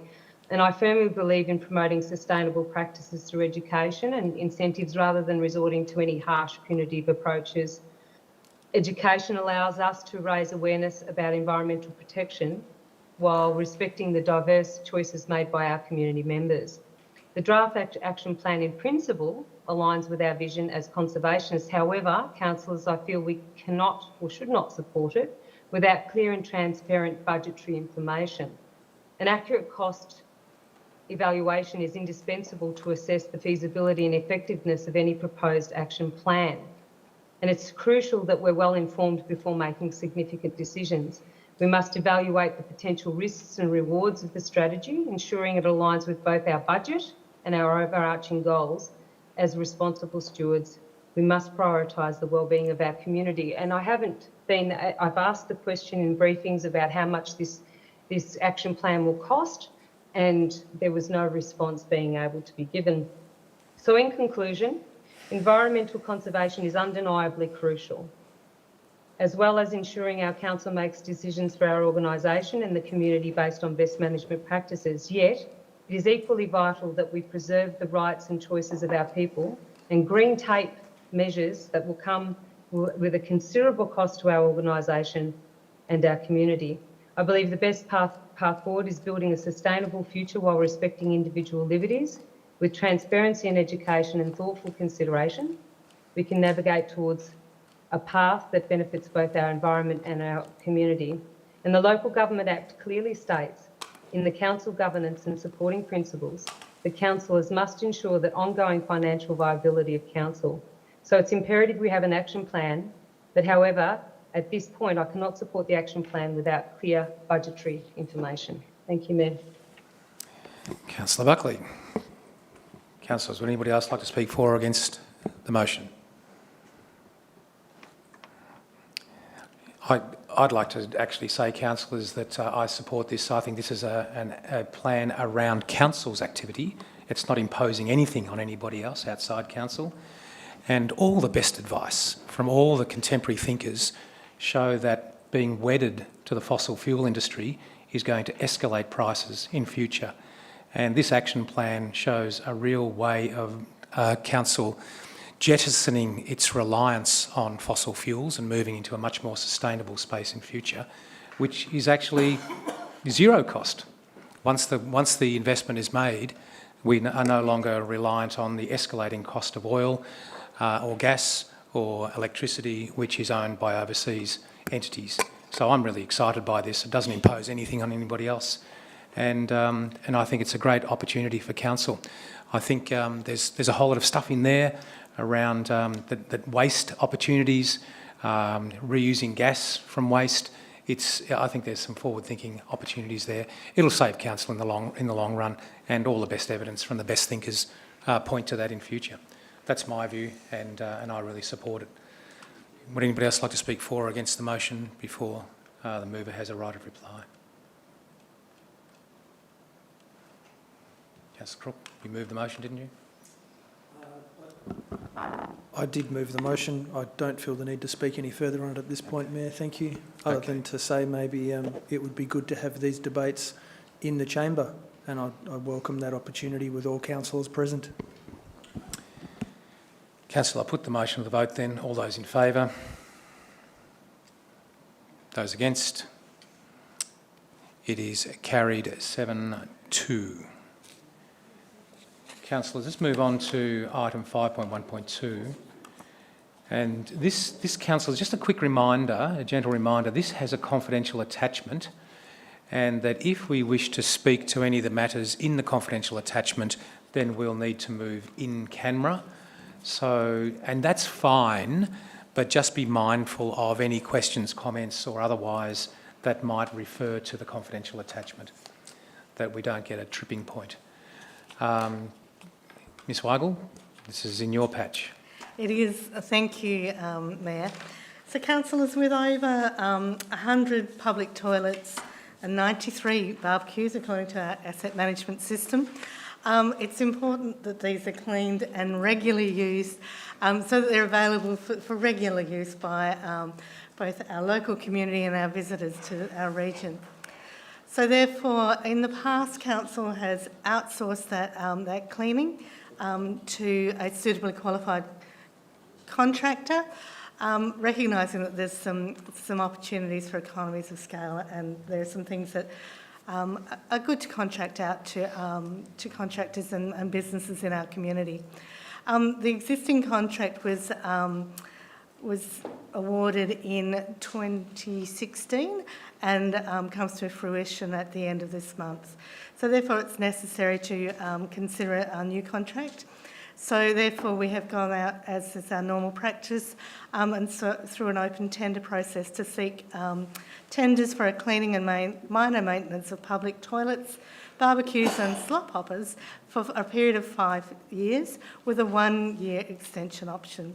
And the outcomes of that tender process and the tender evaluation are in the confidential attachment that the Mayor has drawn your attention to.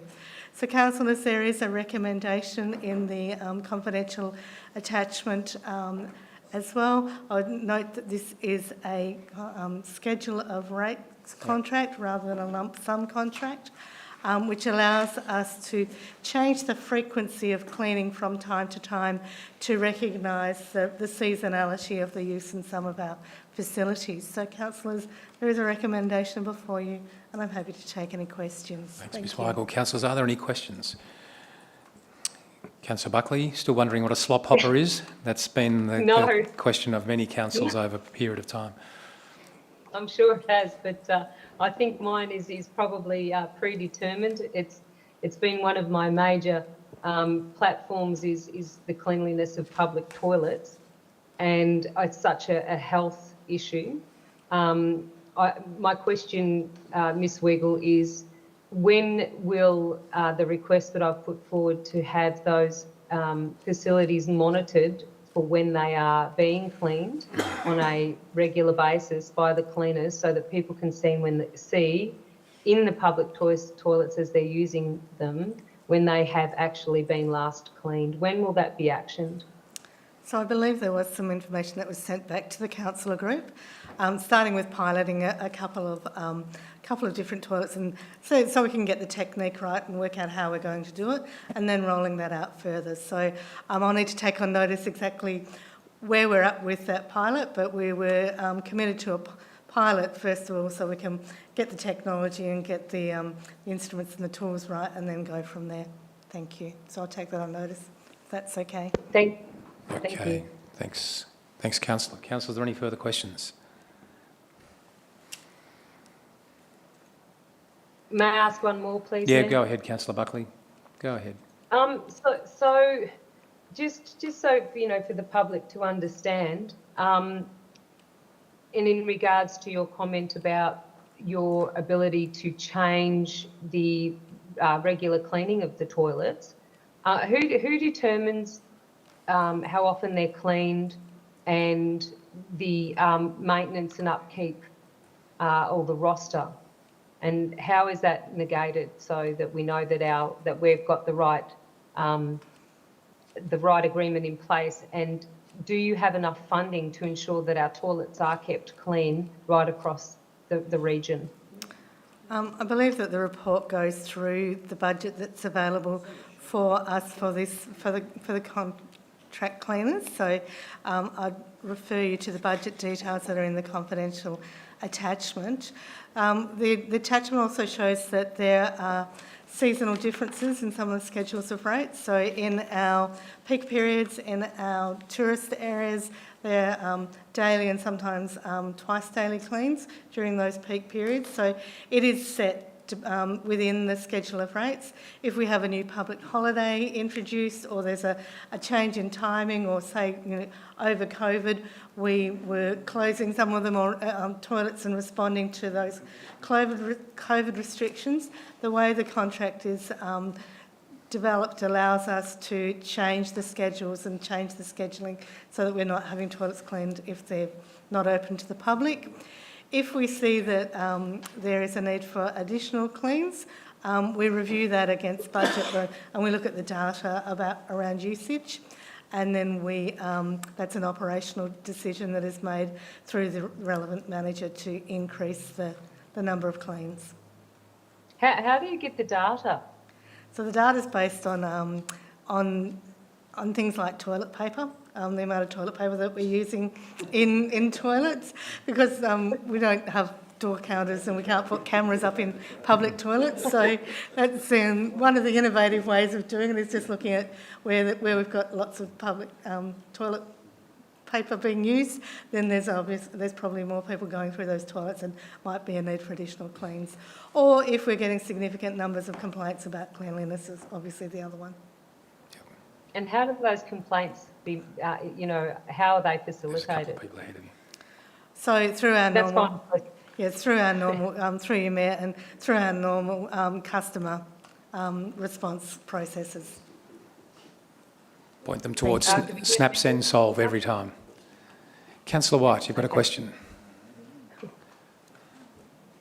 Yes, I do. I'm not sure. I'm pretty sure that it's safe to ask this question, but I was going to say to Fiona, I thought during COVID we locked the toilets because we were getting the paper nicked. It was one of the reasons. It was certainly one of the reasons, Councillor, that yes, there was a fair bit of vandalism and theft of toilet paper in the great toilet paper crisis of 2020. Yes. Now, I really hope this is not crossing any confidentiality lines, but I was just curious because I've read it, but I don't recognise the ones on the panel. I just was interested. Are we? Do we have local people in the panel? Because I'm, just asking that to, see if we've got interest from within our community. So we had a broad range of responses to the tender, Councillor. Some local, some with their head office further afield. There would be a requirement, given the demographics and the size of our Shire, that they would have locally based cleaners, even if the head office was not local.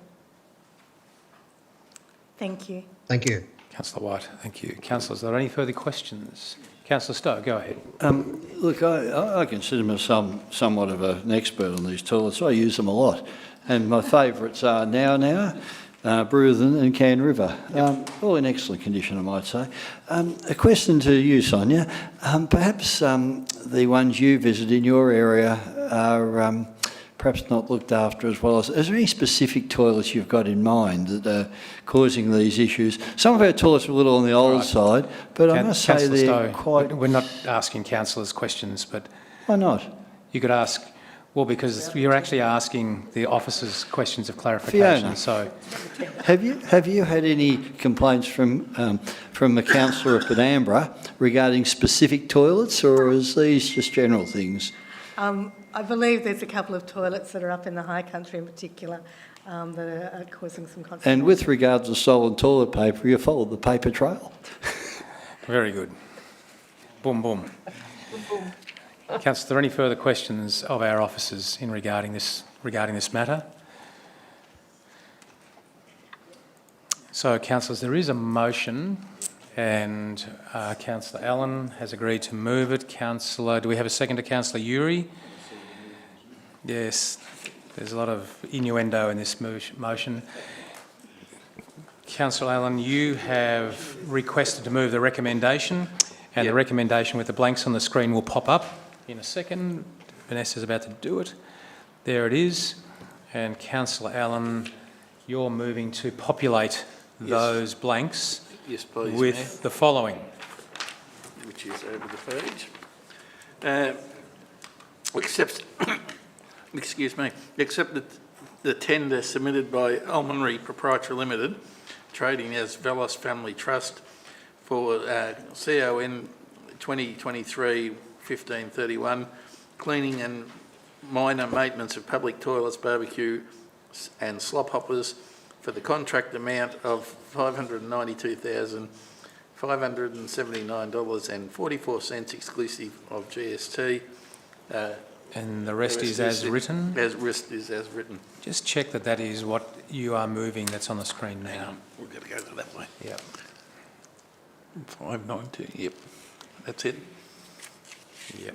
And a seconder, Councillor Uri, did you second that? And are you happy to second that motion there? Yes, Mayor. Yes. Thank you. Councillor Allen, did you want to speak to the motion? Only to say that when I'm walking every morning, I often see the cleaners hard at work around Lakes Entrance, and I have a very good informant based at Nungurna in the form of Bill Bury, who Mark acquainted himself with of recent times, who was an expert on the performance of our toilet cleaners, and Bill says they're better than they've ever been, so I think that that's a fairly good recommendation for the job that gets done. Yep. The Bury test.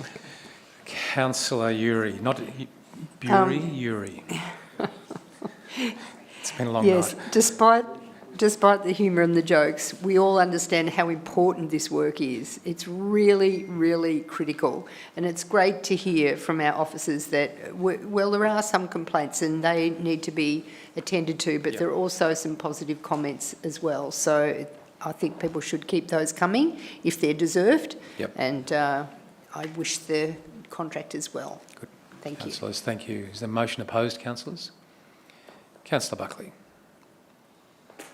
Okay, you're not opposing it. Would anybody else like to speak for or against the motion? Councillor Buckley. Sorry, I would like to speak for the motion. Go ahead. Sorry about that. No, that's all right. Yeah, look, I concur with everything that's been said. I just would also like to make a recommendation that the officers consider when dealing with this most important service, that if we have times of emergency or such as the outbreak of COVID, that we have a policy in place to be able to deal with the hygiene around the necessity of our public toilets. And perhaps that might, I would also, maybe I'll take this to a briefing at a further date, but to have gurneys, the toilets be gurneyed out so that they're actually clean, because they, quite frankly, our public toilets never have the feeling of being really clean. So we need to address the issues of how that maintenance is being done. Thank you, Mayor. Councillor. Councillor, is there any further comments for or against this motion? Thanks, councillors. I'll put the motion to the vote. All those in favour? Thank you, councillors. It's carried unanimously.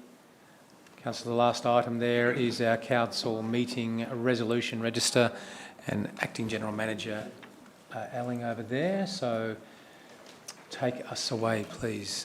Thank you, and through you, Mayor. Lucky last. Councillors, before you is a report titled Council Meeting Resolution Register, which is seeking council to note the resolution register provided at attachments 1 and 2. Just drawing to your attention a few key points. The reporting of council resolutions is an important measure of council's performance and provides the information it needs to demonstrate transparency and council's accountability to the community. Council's CEO is responsible for ensuring that the decisions of council are implemented without undue delay. For the period 1 April 2023 to 30 June 2023, there were 24 open council resolutions, of which 20 have been completed and 4 are in progress. And there were 5 closed council resolutions, of which 4 have been completed and 1 is in progress. report also provides an update of any outstanding actions from the previous report tabled on the 2nd of May this year, of which all but 2 have been completed. And this update is provided at attachment 1. Thank you, Mayor. The report is presented for consideration. Ms Alling, thank you. Councillors, are there any questions? Questions? Councillor Buckley, go ahead. Look, yes, I do have a question. Can you just give me a little bit more information in regards to the status of that's in progress of the heritage listed Hinnamunji Timber Trust Bridge, please? The structural stabilisation of it. Ms Michael, where are we at? That's your patch. It is, thank you. Where are we at with Heritage Victoria? Thank you, Mayor and Councillor Buckley. Great question. It has been one that you will recall when we brought it to Council. It was deferred pending trying to break the contract of the requirements down into more financially palatable pieces so that we could do more in stages. We have had the engineering assessment and that work package designed. It has to be assessed by a heritage accredited engineer. It's with the heritage accredited engineer. My understanding is there's only a couple of those in the state, and it's quite a slow process going through that accreditation process. So it is still a process underway. Certainly the officers have done the bits they need to do, and now it's up to getting that assessment from the accredited engineer. Thank you. I suppose it's the only bridge, considering we can whack up bridges very quickly, it's probably the only bridge that's going to be slowly achieved in our region. Thank you. And I think we've written to ministers about this bridge as well. Yep, I think I put my signature on letters around the challenges, Councillor Buckley. So, Councillor, are there any further questions on the meeting register? Councillors, in which case there is a recommendation. Do I have a motion? Councillors, Councillor Van Diggle, a seconder please. Councillor Uri, Councillor Van Diggle, would you like to speak to the motion? No, not particularly. Just to say it holds us accountable and it's a very transparent process. Thank you. Thank you. Councillor Uri, would you like to speak to the motion? Councillors, the motion opposed. Would anybody else like to speak for or against the motion? Thank you, councillors, in which case I'll put the motion to the vote. All those in favour? Thank you. The motion is carried unanimously. Councillors, I don't think there's any urgent business nor confidential business, in which case, councillors, it is 9:31 and I will declare the meeting closed. And thank you for your consideration and all your work and your patience with my management of some of the processes tonight. It got complex at times. So thank you and well done, everyone. Thank you. 9:31 it is.